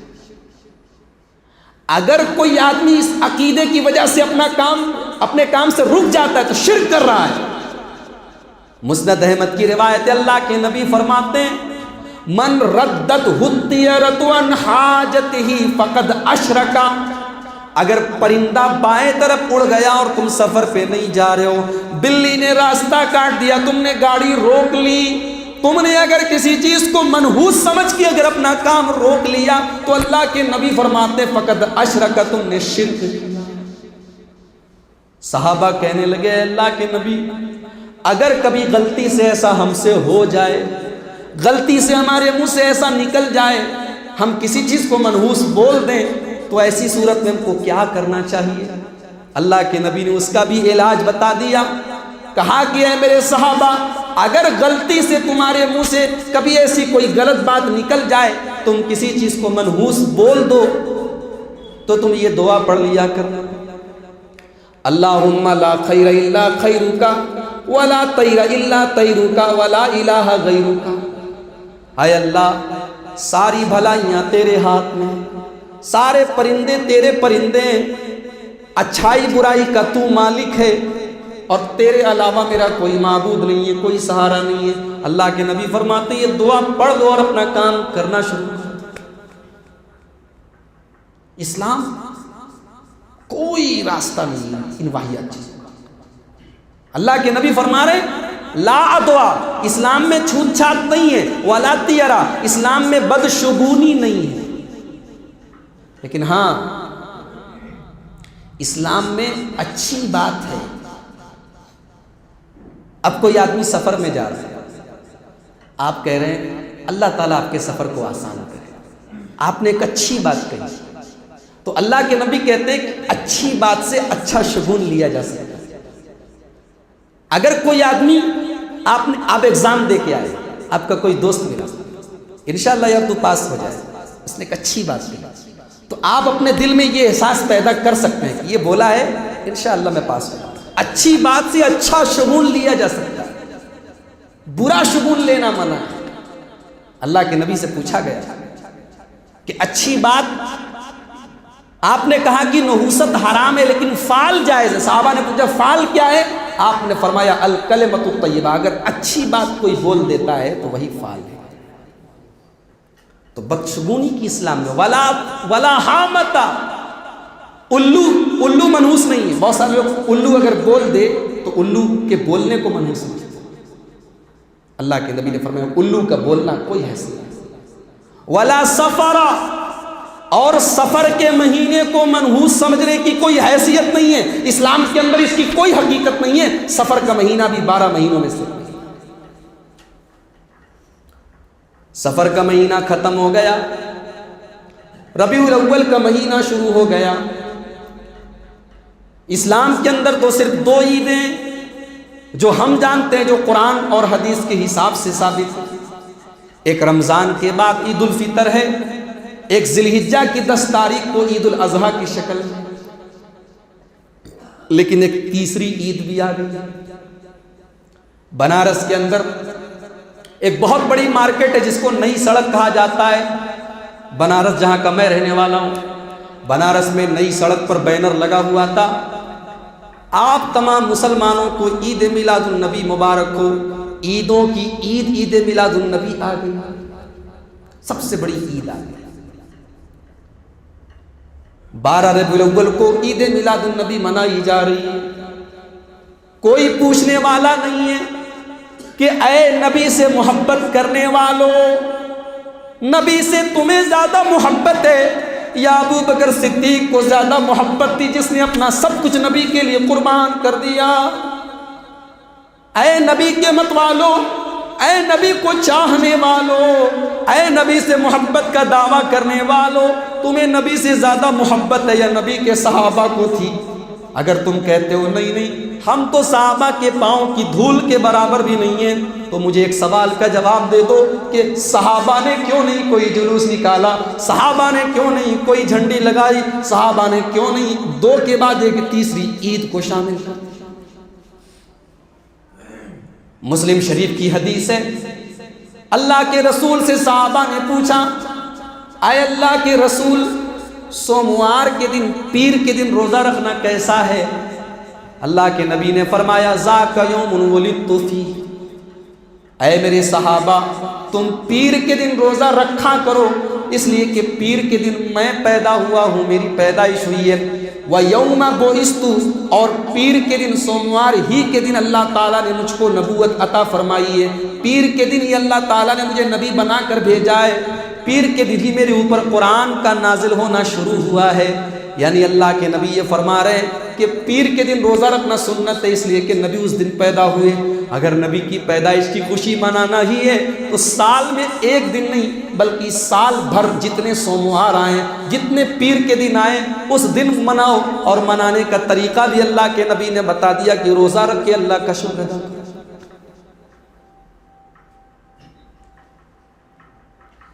ربیع الاول کا مہینہ ختم ہو گیا، ربیع الاخر کا مہینہ شروع ہو گیا، بڑے پیر صاحب کا مہینہ آ گیا۔ ربیع الاول کی، ربیع الثانی کی 11 تاریخ آئی، بڑے پیر صاحب کے نام سے 11ویں شریف منائی گئی، بڑے پیر صاحب کے نام پہ جانور ذبح کیے گئے، ان کے نام پہ مٹھائیوں پر فاتحہ پڑھ کے اس کا ثواب ان کو بخشا گیا، اس مٹھائی کو لوگوں میں بانٹا گیا، بریانیاں بنوا کے لوگوں کو دعوت دی گئی۔ او لوگوں، یہ کون سا اسلام ہے؟ پیران پیر شیخ عبد القادر جیلانی تو سن 470 ہجری میں پیدا ہوئے، میرے نبی کے انتقال کے تقریباً 500 سال کے بعد پیدا ہوئے ہیں۔ 500 سال کے بعد جو آدمی پیدا ہو رہا ہے، تم نے اس کے نام پر بھی ایک دین کے اندر نیا کام نکال دیا۔ کل میرا پروگرام تھا گوگی میں ایک صاحب مجھے ملے، وہ ایک اخبار کی کٹنگ دکھانے لگے۔ اخبار میں، اردو اخبار میں ایک آرٹیکل چھپا تھا، ایک مضمون چھپا تھا، مضمون کی ہیڈنگ تھی 11ویں کا ثبوت قرآن سے۔ کیا نام تھا؟ 11ویں کا ثبوت قرآن سے۔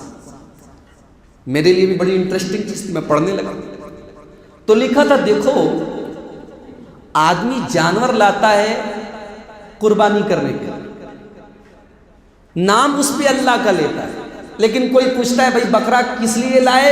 بولتا قربانی کرنے کے لیے لائے۔ ولیمہ کے لیے جانور لاتا، کوئی پوچھتا بھائی جانور کس لیے لائے؟ بولا ولیمہ کے لیے لائے۔ نام اس پر اللہ کا لے رہا ہے لیکن کیا بولتا؟ ولیمہ کے لیے لائے۔ بولا ہم بھی 11ویں پر نام اللہ ہی کا لیتے لیکن جانور بڑے پیر صاحب کے نام سے۔ یہ ہے دلیل۔ قرآن کیا کہتا ہے؟ قرآن کا دوسرا پارہ اٹھاؤ، سورہ بقرہ کی آیت نمبر 173، اللہ تعالیٰ فرماتا ہے انما حرم علیکم المیتہ، اے مسلمانوں تمہارے اوپر اللہ تعالیٰ نے مردار کو حرام کر دیا ہے، مرے ہوئے جانور کا تم گوشت نہیں کھا سکتے، جانور کو ذبح کر کے اس کو حلال کرنا ہے، مرا ہوا جانور تمہارے لیے حرام ہے۔ والدم، اور اللہ تعالیٰ نے خون کو بھی تمہارے اوپر حرام کیا ہے، خون کو آدمی پی نہیں سکتا، کھا نہیں سکتا۔ وَلَحْمَ الْخِنْزِيرِ، اور سور کا گوشت بھی اللہ تعالیٰ نے تمہارے لیے حرام قرار دیا ہے۔ وَمَا أُهِلَّ بِهِ لِغَيْرِ اللَّهِ، اور ہر وہ چیز جس کے اوپر اللہ کے علاوہ کسی اور کا نام لیا جائے وہ چیز بھی تمہارے اوپر حرام۔ ذرا غور کرو میرے بھائی، پہلے اللہ نے مردار کا نام لیا، پھر خون کا نام لیا، پھر سور کے گوشت کا نام لیا، اور لاسٹ میں اللہ تعالیٰ نے اس چیز کا نام لیا جس کے اوپر غیر اللہ کا نام لیا جائے، بڑے پیر صاحب کا نام لیا جائے، بغداد والے کا نام لیا جائے، اجمیر والے کا نام لیا جائے، کسی بھی اللہ کے علاوہ XYZ کسی کا بھی نام لیا جائے، اللہ تعالیٰ نے سور کے ساتھ اس کو ملا دیا ہے۔ یعنی ایک مسلمان جتنا سور کے گوشت سے نفرت کرتا ہے اتنی ہی نفرت وہ اس چیز سے بھی کرے جس کے اوپر اللہ کے علاوہ کسی اور کا نام لیا جائے۔ اگر کوئی آدمی بقرعید پر قربانی کا جانور لاتا ہے اور وہ یہ کہتا ہے کہ میں بقرعید قربانی کے لیے لایا ہوں، اس سے آپ 11ویں کو ثابت کر رہے ہیں۔ ارے اللہ کے بندے، بقرعید پر قربانی تو نبی سے ثابت ہے، ولیمہ کرنا تو نبی سے ثابت ہے، عقیقہ کرنا تو نبی سے ثابت ہے۔ یہ بڑے پیر صاحب تو 500 سال کے بعد پیدا ہوئے، یہ کہاں سے، ان کا کہاں سے 11ویں منانا کہاں سے ثابت ہو گیا قرآن سے؟ مارو گھٹنا پھوٹے سر، ایسی ایسی دلیلیں اسلام کو پہلی بنا کے رکھتی ہے۔ اب بیان کرنے والے یہی سب چیزیں بیان کرتے ہیں اور پبلک نعرہ لگاتے، نعرہ تکبیر اللہ۔ علامہ اقبال نے بڑی اچھی بات کی، خود بدلتے نہیں قرآن کو بدل دیتے، خود بدلتے نہیں قرآن کو بدل دیتے ہیں، ہوئے اس درجہ فقیہان حرم بے توفیق۔ آج قرآن کو یوز کیا جاتا ہے اپنے مطلب کے لیے، اپنا الو سیدھا کرنے کے لیے، اپنا مسلک کیسے ثابت کر دے قرآن سے۔ میرے بھائیوں، اللہ کے واسطے تمہیں جو کرنا ہے کرو، مگر قرآن کے ساتھ ظلم نہ کرو۔ ایک صاحب ہیں ہمارے پڑوسی ملک کے، اردو میں بھی تقریر کرتے ہیں، انگریزی میں بھی تقریر کرتے ہیں، نام شاید آپ نے سنا ہوگا، ان کے نام کے ساتھ شیخ الاسلام لکھا جاتا ہے۔ انہوں نے اتنی موٹی کتاب لکھی ہے، عید میلاد النبی کے ثبوت، اتنی موٹی کتاب۔ اب آدمی تو سوچے گا یار اتنی موٹی کتاب لکھی ہے تو کچھ لکھا ہوگا، اتنی بڑی شخصیت، کیا لکھا ہے؟ ذرا ایک ایگزامپل میں آپ کو دے رہا ہوں، ایک مثال دے رہا ہوں۔ شیخ الاسلام صاحب لکھتے ہیں اس کتاب میں، عید میلاد النبی کے نام پر جو کتاب لکھی، اس کتاب میں لکھتے ہیں کہ دیکھو اللہ تعالیٰ قرآن میں فرماتا ہے وَأَمَّا بِنِعْمَةِ رَبِّكَ فَحَدِّثْ، اپنے رب کی نعمت کو بیان کرو۔ اللہ تعالیٰ فرما رہا ہے کہ اپنے رب کی نعمت کو بیان کرو، اور خود اللہ تعالیٰ قرآن میں دوسرے مقام پر کہہ رہا ہے لَقَدْ مَنَّ اللَّهُ عَلَى الْمُؤْمِنِينَ إِذْ بَعَثَ فِيهِمْ رَسُولًا مِّنْ أَنفُسِهِمْ، اللہ تعالیٰ نے اپنے رسول کو بھیج کر بہت بڑا احسان کیا ہے۔ پتہ یہ چلا کہ رسول کا دنیا میں آنا اللہ تعالیٰ کی بہت بڑی نعمت ہے، اور اللہ تعالیٰ خود کہہ رہا ہے کہ میری نعمت کو بیان کرو، لہٰذا عید میلاد النبی منانا جائز۔ دیکھ رہے ہیں قرآن سے دلیل دے رہا ہے سامنے والا۔ اب پڑھنے والا تو سوچے گا یار بات تو بڑی پوائنٹ کی بتا رہے ہیں، بولی صاحب قرآن کی آیت سے دلیل دے رہے ہیں، قرآن میں اللہ تعالیٰ کہہ رہا ہے اپنے رب کی نعمت کو بیان کرو۔ تو اگر کوئی 12 ربیع الاول کو نبی کے اوپر تقریر ہو رہی ہے، جلوس نکل رہا ہے، نعرے لگ رہے، تو کیا غلط ہے؟ لیکن کوئی پلٹ کے یہ پوچھنے والا نہیں ہے۔ مولوی صاحب، آپ قرآن کی جس آیت کو کوٹ کر رہے ہیں اور جس سے آپ عید میلاد النبی کا ثبوت دے رہے ہیں، کیا قرآن کی یہ آیت اللہ کے نبی کے صحابہ کو پتہ تھی کہ نہیں تھی؟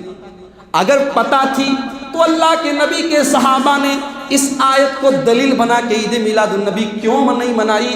اگر انہوں نے نہیں منائی تو اس کا مطلب اس آیت کا وہ معنی جو آپ لے رہے ہیں وہ صحابہ نے نہیں لیا ہے۔ ہمیں قرآن اور حدیث پہ چلنا تو ہے، لیکن ہمیں قرآن اور حدیث کی ایکسپلینیشن، اس کی ڈیفینیشن بھی اپنے من سے نہیں کرنی ہے بلکہ صحابہ کے حساب سے کرنی ہے۔ 11ویں شریف کا مہینہ بھی ختم ہے، اب اس کے بعد رجب کا مہینہ آ گیا۔ اجمیر شریف میں 10 دن کا عرس چالو ہو، پورے دنیا بھر سے سلطان الہند خواجہ معین الدین چشتی اجمیری کی درگاہ پر چادریں عرس ہو رہا ہے۔ جناب علی، یہ عرس کیا ہے؟ پتہ لگا کہ یہ عرس اس دن ہوتا ہے جس دن اللہ کے وہ ولی جن کی قبر پہ عرس ہوتا ہے، ان کا جس دن انتقال ہوتا ہے اس دن عرس ہوتا ہے۔ کیوں ہوتا ہے بھائی؟ چونکہ اللہ کا ولی مرتا نہیں ہے بلکہ اپنے رب سے ملاقات کرنے کے لیے جاتا ہے، تو اللہ سے ملاقات کی خوشی میں اس دن ہم لوگ عرس مناتے ہیں۔ یہ عرس کی حقیقت ہے۔ او لوگوں، یہ کون سا اسلام ہے، کون سا دین؟ جو اسلام ہمیں قرآن و حدیث سے ملا ہے وہ اسلام تو قبروں کے معاملے میں، مزاروں کے معاملے میں اتنا ٹائٹ ہے، اتنا سخت ہے کہ مسلم شریف کی روایت ہے، حضرت علی رضی اللہ تعالیٰ عنہ فرماتے ہیں کہ مجھے اللہ کے نبی نے بھیجا تھا مجھے اللہ کے نبی نے ایک مشن دیا تھا، ایک مشن پر بھیجا تھا، اور مشن کیا تھا؟ اللہ کے نبی نے مجھ کو یہ مشن دیا تھا، اللہ تدع تمثالا الا طمستہ، کہ اے علی جب تمہیں راستے میں کوئی اسٹیچو ملے، کوئی مجسمہ ملے، کوئی مورت ملے تو تم اس کو گرا دینا، مٹا دینا، ختم کر دینا، ولا قبرا مشرفا الا سویتہ، اور اے علی اگر تمہیں کہیں اونچی قبر ملے تو اس کو نیچی کر دینا، برابر کر دینا۔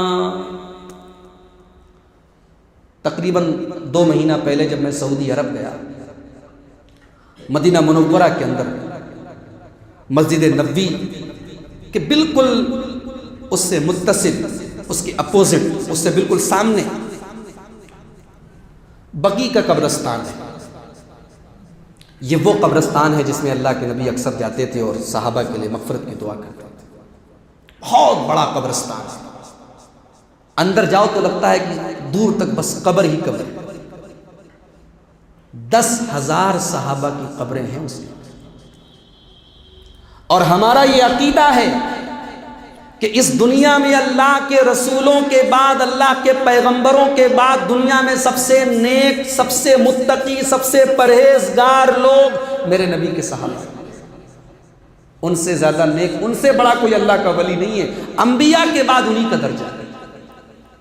میرے پیارے بھائیوں، میں نے اپنی انہی گنہگار آنکھوں سے دیکھا اللہ تعالیٰ سعودی عرب کی حکومت کی حفاظت کرے، 10,000 صحابہ کرام کی قبریں موجود ہیں، لیکن اللہ کی قسم کسی ایک صحابی کی قبر بھی پکی نہیں، ساری قبریں کچی ہیں، اور کسی بھی قبر پہ نام بھی نہیں لکھا ہے۔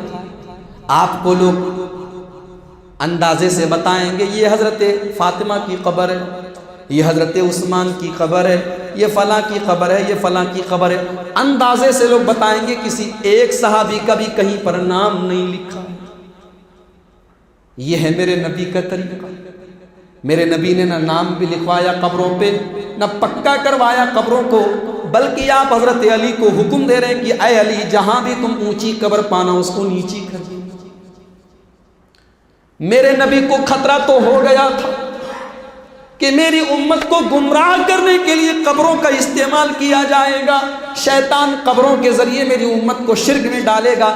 اسی لیے اللہ کے نبی اپنے آخری ٹائم میں، مرض الموت میں، جب آپ بستر پہ بے چینی کے عالم میں پڑے ہوئے ہیں، بخاری کی روایت حضرت عائشہ فرماتی ہیں اللہ کے نبی اتنے بے چین تھے، یطرح خمیصۃ لہ علی وجہہ، اللہ کے نبی کبھی اپنی چادر کو اوڑھ لیتے تھے، کبھی پھینک دیتے تھے، کبھی اوڑھ لیتے تھے، کبھی پھینک دیتے تھے، بے چین تھے، مضطرب تھے، بے قرار تھے، لیکن اس عالم میں اللہ کے نبی کیا فرما رہے تھے؟ لعن اللہ الیہود والنصارى اتخذوا قبور انبیائہم مساجد۔ اے اللہ تیری لعنت نازل ہو، تیری پھٹکار برسے یہودیوں کے اوپر، عیسائیوں کے اوپر۔ اے اللہ انہوں نے تیرے نبیوں کی قبروں کو سجدہ کرنے کی جگہ بنا دی۔ قبر پہ سجدہ کرنا اسلام میں کوئی حیثیت نہیں۔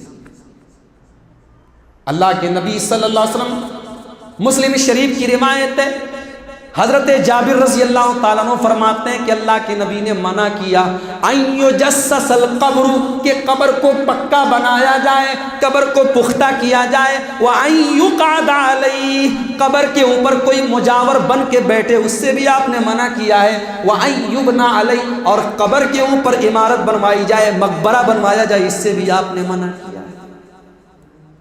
مجھے بتاؤ میرے بھائیوں، کون سا اسلام ہے جس کو آج ان مزاروں پہ، ان درگاہوں پہ ہم اسلام کو مان رہے؟ کون سا اسلام ہے؟ جو اسلام ہم نے قرآن میں پڑھا ہے، جو اسلام ہم نے حدیث میں پڑھا اور سیکھا اور جانا ہے، اس کے اندر تو اس کی کوئی گنجائش نہیں۔ عرس منایا جا رہا ہے، پورے انڈیا سے، پاکستان سے، بنگلہ دیش سے، پوری دنیا سے اجمیر شریف کی زیارت کرنے کے لیے لوگ آئے۔ ایک حاجی صاحب حج کرنے گئے، وہاں بیمار ہو گئے، تو اپنے گھر فون کر کے اپنے بیٹے سے کہہ رہے ارے میں یہاں آیا ہوں، میری طبیعت بہت خراب ہو گئی ہے، میرے نام سے ذرا اجمیر شریف میں ایک چادر بھیج دینا، شاید میری طبیعت ٹھیک ہو جائے۔ کتنی بڑی بے توفیقی کی بات ہے۔ آدمی حج کرنے گیا ہے، اللہ کے گھر گیا ہے جہاں قدم قدم پہ وہ مقامات ہیں. زمزم پینے کے ٹائم بھی دعا قبول ہوتی ہے، کعبے کا گلاب پکڑ کے دعا کی جائے دعا قبول ہوتی ہے، صفا مروہ کے بیچ میں دعا کی جائے دعا قبول ہوتی ہے، عرفات کے میدان میں دعا کی جائے دعا قبول ہوتی ہے. قدم قدم پہ مقامات موجود ہیں، مگر بدنصیبی دیکھو مسلمان کو کیسا شرک کی دلدل میں کیسا لت پت کر دیا گیا، وہاں بھی اس کو اجمیر یاد آ. میرے پیارے بھائیوں، کسی درگاہ کے لیے سفر کرنا، کسی مزار کے لیے سفر کرنا تو بڑی دور کی بات ہے. ثواب کی نیت سے کسی مسجد کا بھی سفر نہیں کیا جا سکتا ہے. اگر آپ بیجاپور سے دلی کا سفر کریں، بیجاپور سے دلی کا سفر کریں اور مقصد یہ ہو کہ آپ جامع مسجد کی زیارت کریں اور جامع مسجد میں 2 رکعت نماز پڑھیں، آپ ثواب کی نیت سے جامع مسجد کا سفر کرنے کے لیے دلی بھی جائیں گے تو یہ حرام ہے، غلط ہے. اللہ کے نبی فرماتے ہیں، بخاری اور مسلم کی روایت ہے، لا تشد الرحال الا الى 3 مساجد. دنیا کے اندر صرف 3 مسجدیں ایسی ہیں جہاں ثواب کی نیت سے سفر کر کے جایا جا سکتا ہے. کوئی بتا سکتا ہے کون سی 3 مسجد؟ مسجد اقصی، مسجد نبوی اور مسجد حرام خانہ کعبہ. کوئی چوتھی مسجد نہیں ہے. مزار تو چھوڑو، درگاہ تو چھوڑو، آستانے تو چھوڑو، کوئی چوتھی مسجد ہی نہیں ہے جہاں سفر کر کے جایا جائے. یہاں پورا بسیں جا رہی ہیں، پوری گاڑیاں جا رہی ہیں. کیا ہے؟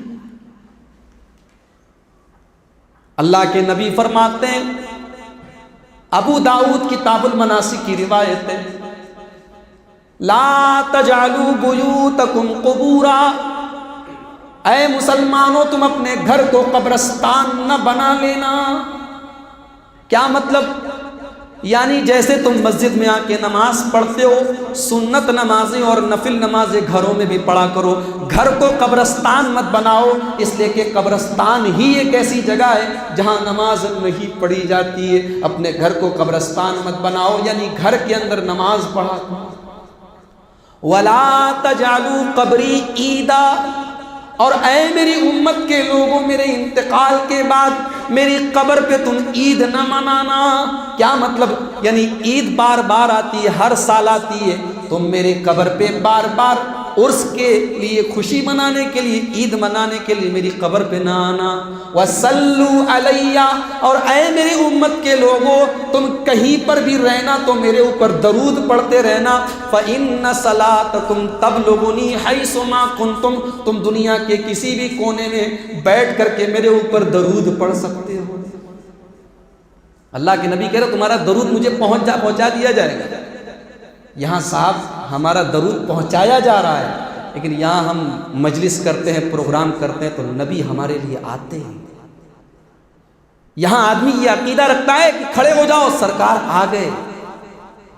کبھی غور کرو اور سوچو کہ یہ عقیدہ اللہ کے نبی کی تعظیم میں بنایا گیا ہے یا اللہ کے نبی کی توہین کر رہا ہے.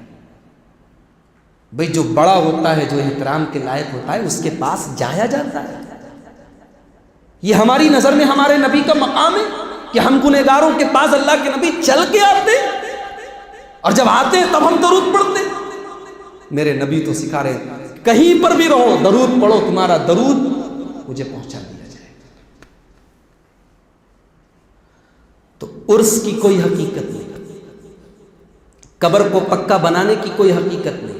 قبر پہ مجاور جو لوگ ہیں، جن کے پیٹ کی دکانیں چل رہی، ان سے آپ اجمیر کے جو مجاور ہیں، جو گدہ نشین ہیں، ان کے بارے میں ان کا بایو ڈاٹا پتا کریں. کروڑ پتی لوگ ہیں، ارب پتی لوگ ہیں، کھا رہے ہیں یہ کمائی قبروں کی. جو مردوں کی کمائی کھائے وہ قوم کبھی کامیاب نہیں ہو سکتی. جا کے دیکھو ان درگاہوں اور ان مزاروں اور ان آستانوں پہ کیا نہیں ہو رہا ہے. کون سی ایسی برائی ہے جو نہیں ہو رہی ہے؟ شراب بھی ہے، ڈرگس بھی ہے، عیاشیاں بھی ہیں، بے پردگی بھی ہے، بے حیائی بھی ہے. کون سی ایسی برائی ہے جو ان درگاہوں پہ وہاں موت یاد آئے گی؟ اللہ کی قسم، میں بقی کے قبرستان میں گیا، صحابہ کی قبریں دیکھی، وہ قبریں جو نبی کے طریقے پر بنائی گئی تھیں. اللہ کی قسم وہاں جب گیا تو احساس ہوا کہ ہاں موت کوئی چیز ہے.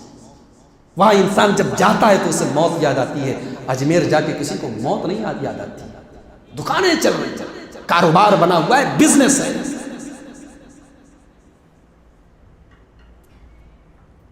اللہ کے نبی فرماتے ہیں, ابو داؤد کتاب الجنائز کی روایت, لعن رسول اللہ صلی اللہ علیہ وسلم زائرات القبور, قبر کی زیارت کرنے والی عورتوں پر اللہ کے رسول نے لعنت کی.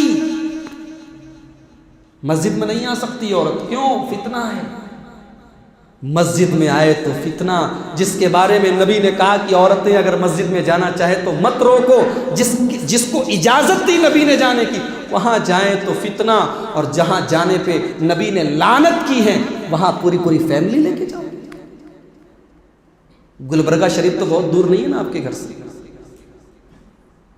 دیکھیے آپ جب عرس کا ٹائم ہوتا ہے کیسی ٹرینوں پہ فیملیز آ رہی ہیں, لڑکیاں آ رہی ہیں, عورتیں آ رہی ہیں, پوری پوری فیملی. اللہ کے رسول لعنت ہے اللہ کی, اللہ کے نبی نے لعنت کی. والمتخذین علیہا المساجد, اور قبروں کے اوپر مسجد بنانے والوں پر, قبر کے اوپر کوئی مسجد بنا لے اس کے اوپر بھی اللہ کے نبی نے لعنت کی ہے.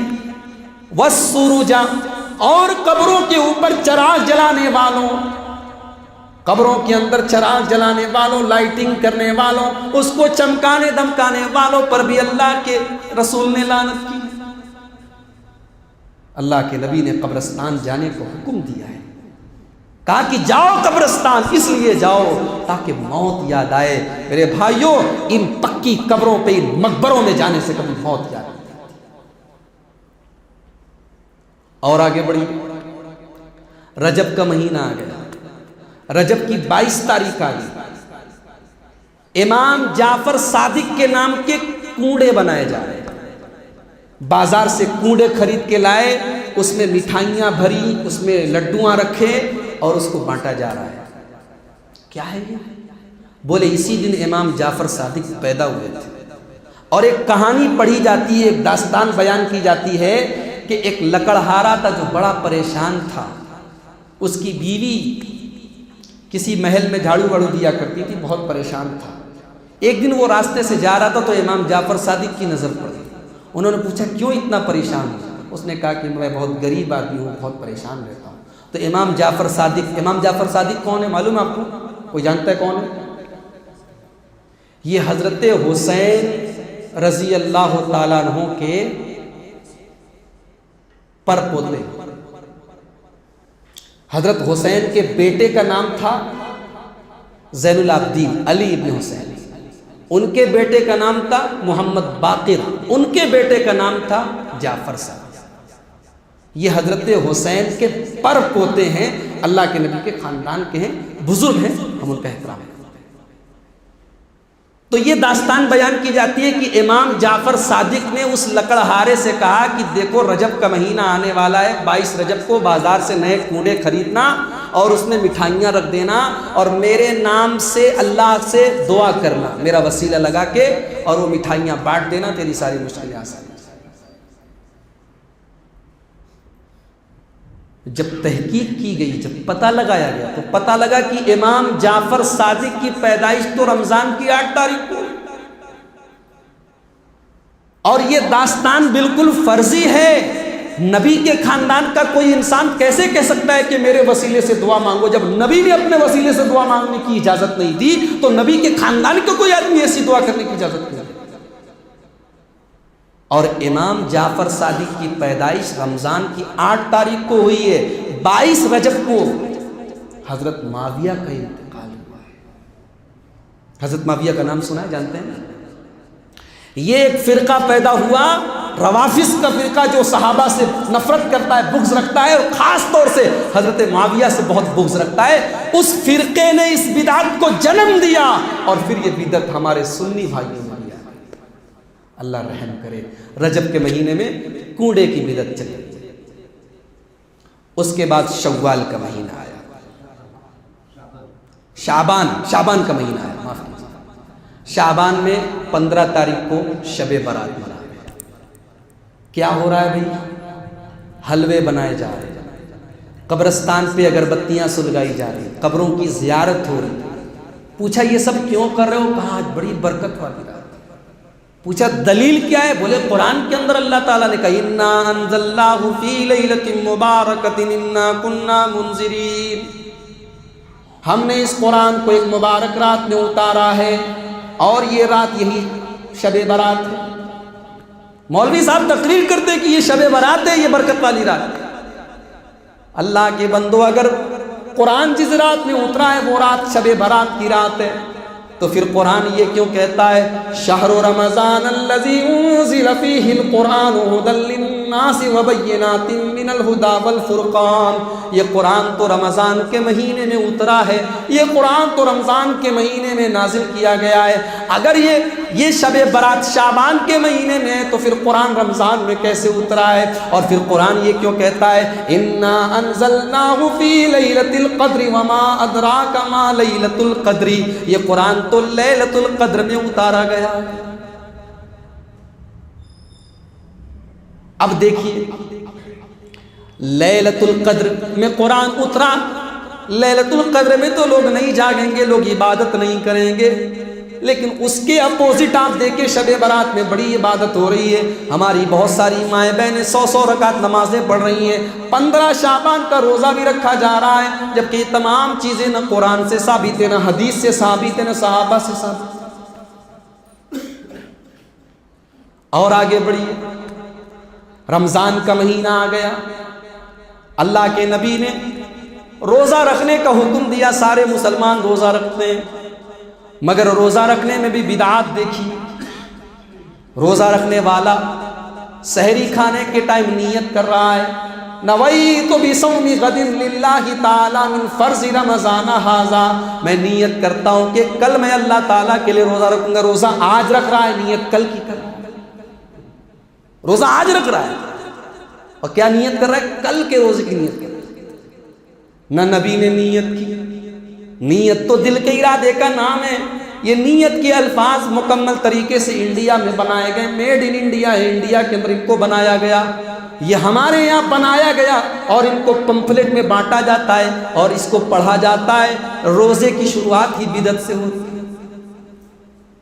نبی نے فرمایا میری امت اس وقت تک بھلائی سے رہے گی جب تک وہ سحری میں تاخیر کرے گی اور افطار میں جلدی کرے گی. یعنی سحری کا ٹائم جب ہو جائے اس کے تھوڑی دیر پہلے سحری کر لے آدمی. یہاں رات میں 2 بجے سحری کر کے سو جاتے ہیں اور افطار میں 5 منٹ کی احتیاط کرتے ہیں. تراویح کی نماز نبی اکرم نے 11 رکعت پڑھی. چلو 11 اور 20 کا جھگڑا چھوڑ دو، چلو 20 اور 11 کا مسئلہ ایک طرف رکھ دو، لیکن نبی نے کیسی تراویح پڑھی؟ حضرت عائشہ فرماتی ہیں لا تسأل عن حسنہن وطولہن. اللہ کے نبی جب تراویح کی نماز پڑھتے تھے اتنی خوبصورت نماز اور اتنی لمبی نماز پڑھتے تھے کہ مت پوچھو. یہاں 3 دن کی تراویح ہو رہی ہے، پتہ نہیں بیجاپور میں کہیں ہوتی ہے کہ نہیں، ہمارے بنارس میں اور بمبئی وغیرہ میں بہت ساری مسجدوں میں ہوتی ہے. 3 دن کی تراویح اور امام صاحب راجدھانی کی اسپیڈ میں قرآن پڑھ رہے ہیں، پیچھے والوں کو یعلمون تعلمون کے علاوہ کچھ بھی سنائی نہیں دے رہا. قرآن کا مزہ. پھر شوال کا مہینہ آ گیا. شوال کے مہینے میں سماج کے اندر آج سے 1400 سال پہلے ایک عقیدہ تھا.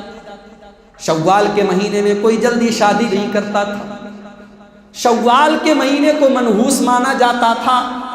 حضرت عائشہ رضی اللہ تعالیٰ عنہ فرماتی ہیں کہ لوگ شوال کے مہینے کو منحوس سمجھتے تھے، لیکن اتفاق دیکھو تزوجت رسول اللہ صلی اللہ علیہ وسلم فی شوال.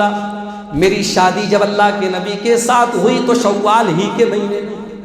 وَأُدْخِلْتُ عَلَيْهِ فِي شَوَّالَ، اور شادی کے بعد جب میری رخصتی ہوئی تو وہ بھی شوال کے مہینے میں ہوئی. اور حضرت عائشہ کے خاندان میں ان کے گھر میں جب کسی بھی لڑکی کی شادی ہوتی تھی تو حضرت عائشہ اس عقیدے کی تردید کرنے کے لیے خاص طور سے شوال ہی کے مہینے میں شادی کرواتی تھی اور کہتی تھی کہ دیکھو اگر شوال کا مہینہ منحوس ہوتا، اگر شوال کا مہینہ خراب ہوتا تو میری شادی اللہ کے نبی کے ساتھ نہ ہوتی۔ میں کتنی خوش نصیب ہوں، میری شادی اللہ کے نبی کے ساتھ ہوئی، اور اللہ کے نبی بھی اپنی تمام بیویوں میں سب سے زیادہ مجھے چاہتے۔ غور کرو میرے بھائیوں کہ بدعت، وہم، بدشگونی ان تمام چیزوں کی تردید کر رہی ہیں حضرت عائشہ کہ شوال کا مہینہ منحوس نہیں ہوتا۔ بخاری کی روایت ہے، اللہ کے نبی کے پاس کچھ لوگ آئے، اے اللہ کے نبی کیا دنیا میں منحوسیت نام کی کوئی چیز ہوتی ہے؟ کیا دنیا میں کوئی چیز منحوس نہیں ہوتی ہے؟ اللہ کے نبی نے فرمایا کہ نہیں، کوئی چیز منحوس نہیں ہوتی ہے۔ ان کا نشؤم، اگر دنیا میں منحوس کوئی چیز ہوتی تو 3 چیزیں منحوس ہوتی، اگر نحوست ہوتی تو 3 چیزوں میں ہوتی، ففی الدار، گھر میں ہوتی، والمرأة، عورت میں ہوتی، والفرس، اور گھوڑے میں ہوتی۔ ہماری مائیں بہنیں برا نہ مانے کہ یہ کیا ہم کو مولوی صاحب بول رہے ہیں، اگر منحوسیت ہوتی تو عورت میں ہوتی۔ اس حدیث کا یہ مطلب نہیں ہے کہ نعوذ باللہ عورت منحوس ہوتی ہے یا گھر منحوس ہوتا ہے یا گھوڑا منحوس ہوتا ہے، بلکہ اللہ کے نبی یہ سمجھانا چاہتے ہیں کہ اے میرے صحابہ، اسلام کے اندر اس عقیدے کی کوئی حقیقت نہیں ہے، کوئی چیز منحوس نہیں ہوتی ہے۔ اگر ہوتی تو یہ 3 چیزیں ایسی ہیں کہ اگر ان 3 چیزوں میں گڑبڑی ہو جائے تو انسان کی زندگی ناش ہو جاتی ہے۔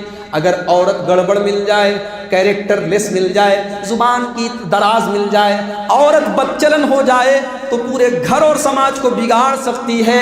اگر گھر آدمی کا تنگ ہو جائے، گھر کے اندر سکون نہ ملے، گھر کے اندر انسان کو پیس نہ ملے، اطمینان نہ ملے، تو گھر بھی انسان کے لیے تکلیف کا باعث بن جاتا ہے۔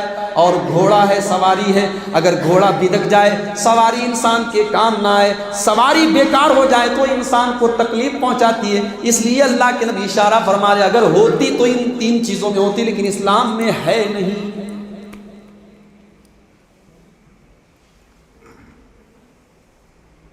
وہ امت جو توحید لے کر دنیا میں آئی تھی، آج اس امت کو ماننے والا لال کالے پیلے دھاگوں پر بھروسہ رکھے ہوئے، کوئی گنڈا پہنتا ہے، کوئی تعویذ پہنتا ہے۔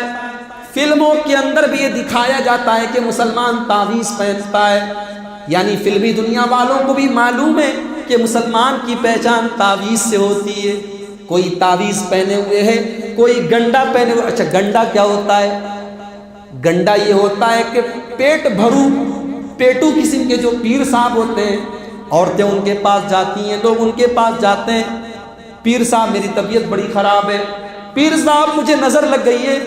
پیر صاحب دعا تو نہیں بتاتے ہیں جو نبی کا طریقہ ہے، پیر صاحب پھونکتے ہیں، اور پھونکنے کے بعد ایک دھاگے پر پھونک کے اس کو باندھ کے دے دیتے، لو یہ گنڈا باندھ لو۔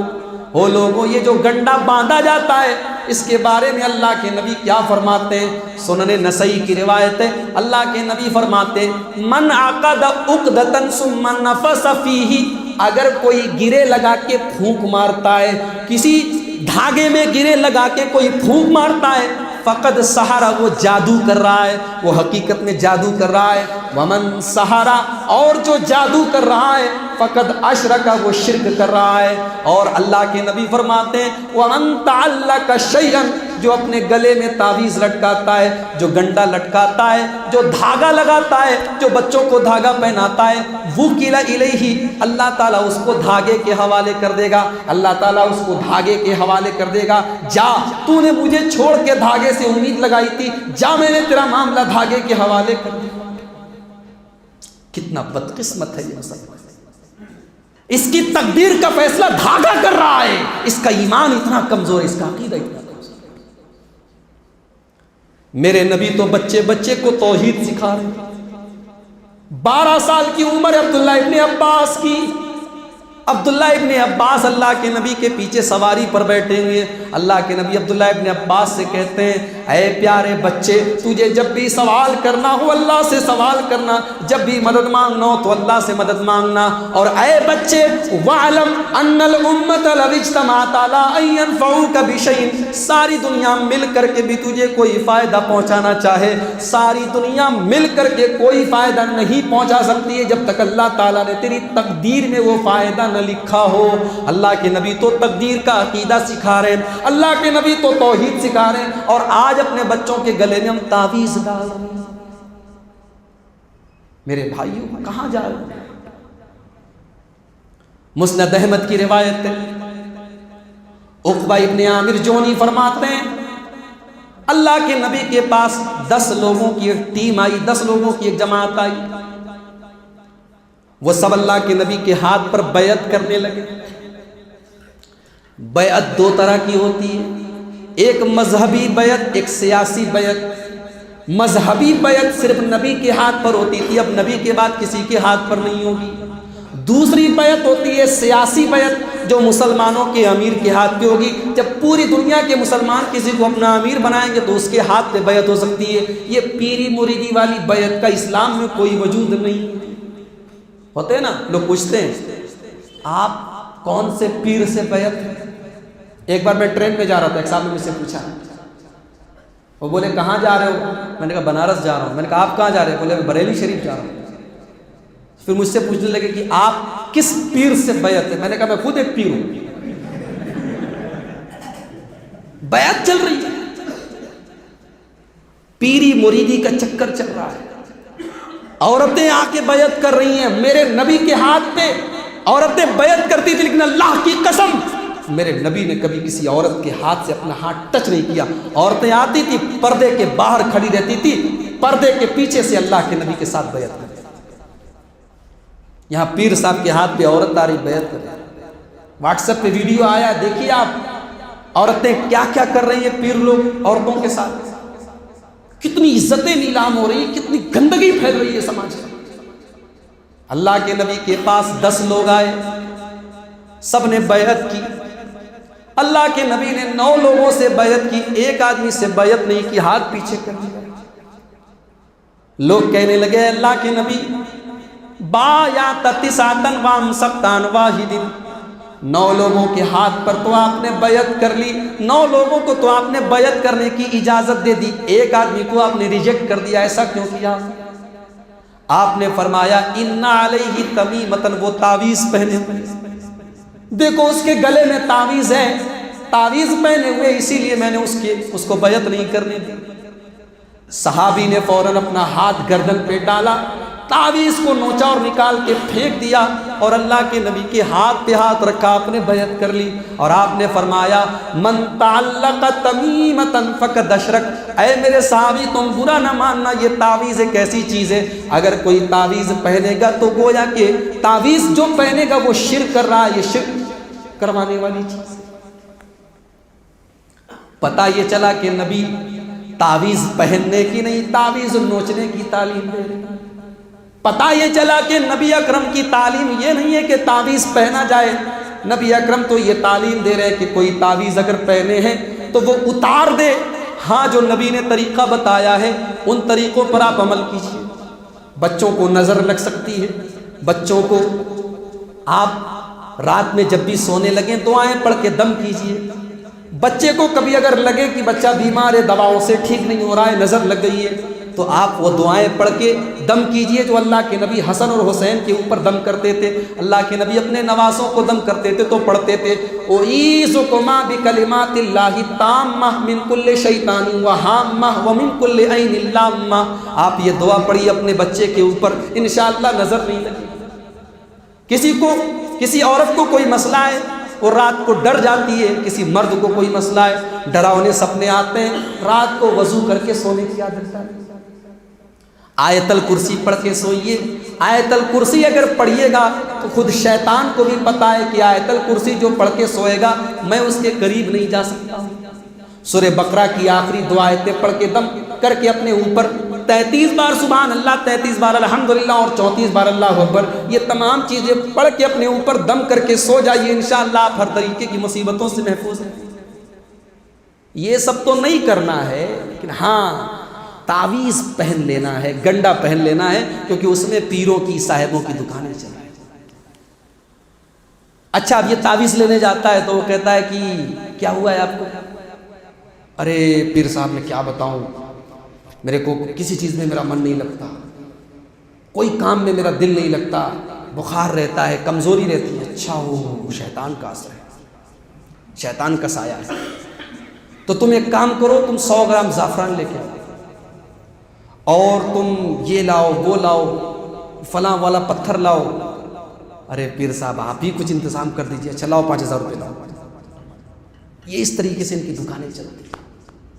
امت کو شرک میں ڈال کے پیٹ پالتے ہیں، یہ امت کو بدعات اور خرافات میں ڈال کے پیٹ پالتے ہیں، مگر اللہ تعالیٰ نے بھی، اللہ کے رسول نے بھی وعدہ کیا ہے کہ ہر زمانے میں ایک جماعت، ایک منہج، ایسے لوگ رہیں گے جو دنیا سے باطل پرستوں کی باطل چیزوں کو بے نقاب کریں گے، جو لوگوں کو دین کے اندر جو لوگوں نے تحریف کی ہے، بگاڑ پیدا کیا ہے، اس تحریف کا خلاصہ کریں گے انشاءاللہ۔ جب تک یہ بدعات چل رہی ہیں، یہ خرافات چل رہی ہیں، ان کا رد کرنے والے، ان کا پوسٹ مارٹم کرنے والے بھی انشاءاللہ قیامت کی صبح تک۔ آئیے ہم اللہ سے دعا کریں، رب العالمین ہماری ہر قسم کے شرک و بدعت سے ہماری حفاظت فرمائے۔ رب العالمین ہمیں اپنے نبی کے منہج اور طریقے پر چلنے کی توفیق عطا فرمائے۔ رب العالمین ہمارے ان بھائیوں کو جنہیں دین کے نام پر دین سے دور کیا گیا ہے، جو شرک میں، بدعات میں، خرافات میں، تعویذ میں، گنڈے میں، مزاروں میں، عرس میں پھنسے ہوئے ہیں، اللہ تعالیٰ انہیں دین کی صحیح تعلیم پر چلنے کی توفیق عطا فرمائے۔ اور اے اللہ تو جانتا ہے ہم تیرے نبی سے سچی محبت کرتے ہیں، اے اللہ ہم تیرے تمام اولیاء کرام سے محبت کرتے ہیں، مگر اس محبت کے نام پر ہم شرک اور بدعت کے خلاف ہیں۔ اے اللہ تو ہمیں اسی طریقے سے اپنے نبی سے محبت کرتے رہنے کی توفیق عطا فرما۔ اے اللہ ہمیں اپنے تمام اولیاء کرام سے ایمانی محبت، جو قرآن اور حدیث میں جو محبت بتائی گئی ہے، وہ محبت ہم سب کو اپنے دلوں میں پیدا کرنے کی توفیق عطا فرما۔ اے اللہ ہمیں حکمت کے ساتھ، محبت کے ساتھ دعوت کا کام، دین کا کام کرنے کی، لوگوں کی اصلاح کرنے کی ہم سب کو توفیق عطا فرما۔ رب العالمین جب تک ہم دنیا میں زندہ رہیں، اسلام پر زندہ رہیں، خاتمہ ہمارا ایمان پر ہو، آمین۔ وآخر دعوانا الحمدللہ رب العالمین۔ السلام علیکم ورحمۃ اللہ۔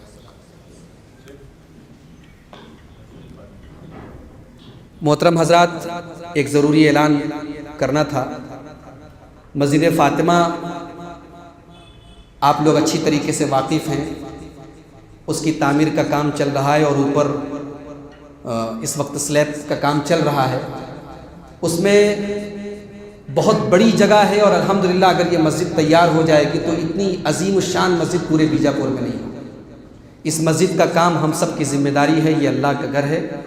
میں آج گیا تھا اس کو دیکھنے کے لیے اور دل خوش ہو گیا اس مسجد کو دیکھ کر، اتنے بہترین طریقے سے کام ہو رہا ہے۔ مجھے بھائیوں نے بتایا کہ اوپر جو سلیب کا کام باقی ہے اس میں تقریباً 12 لاکھ کا خرچ ہے۔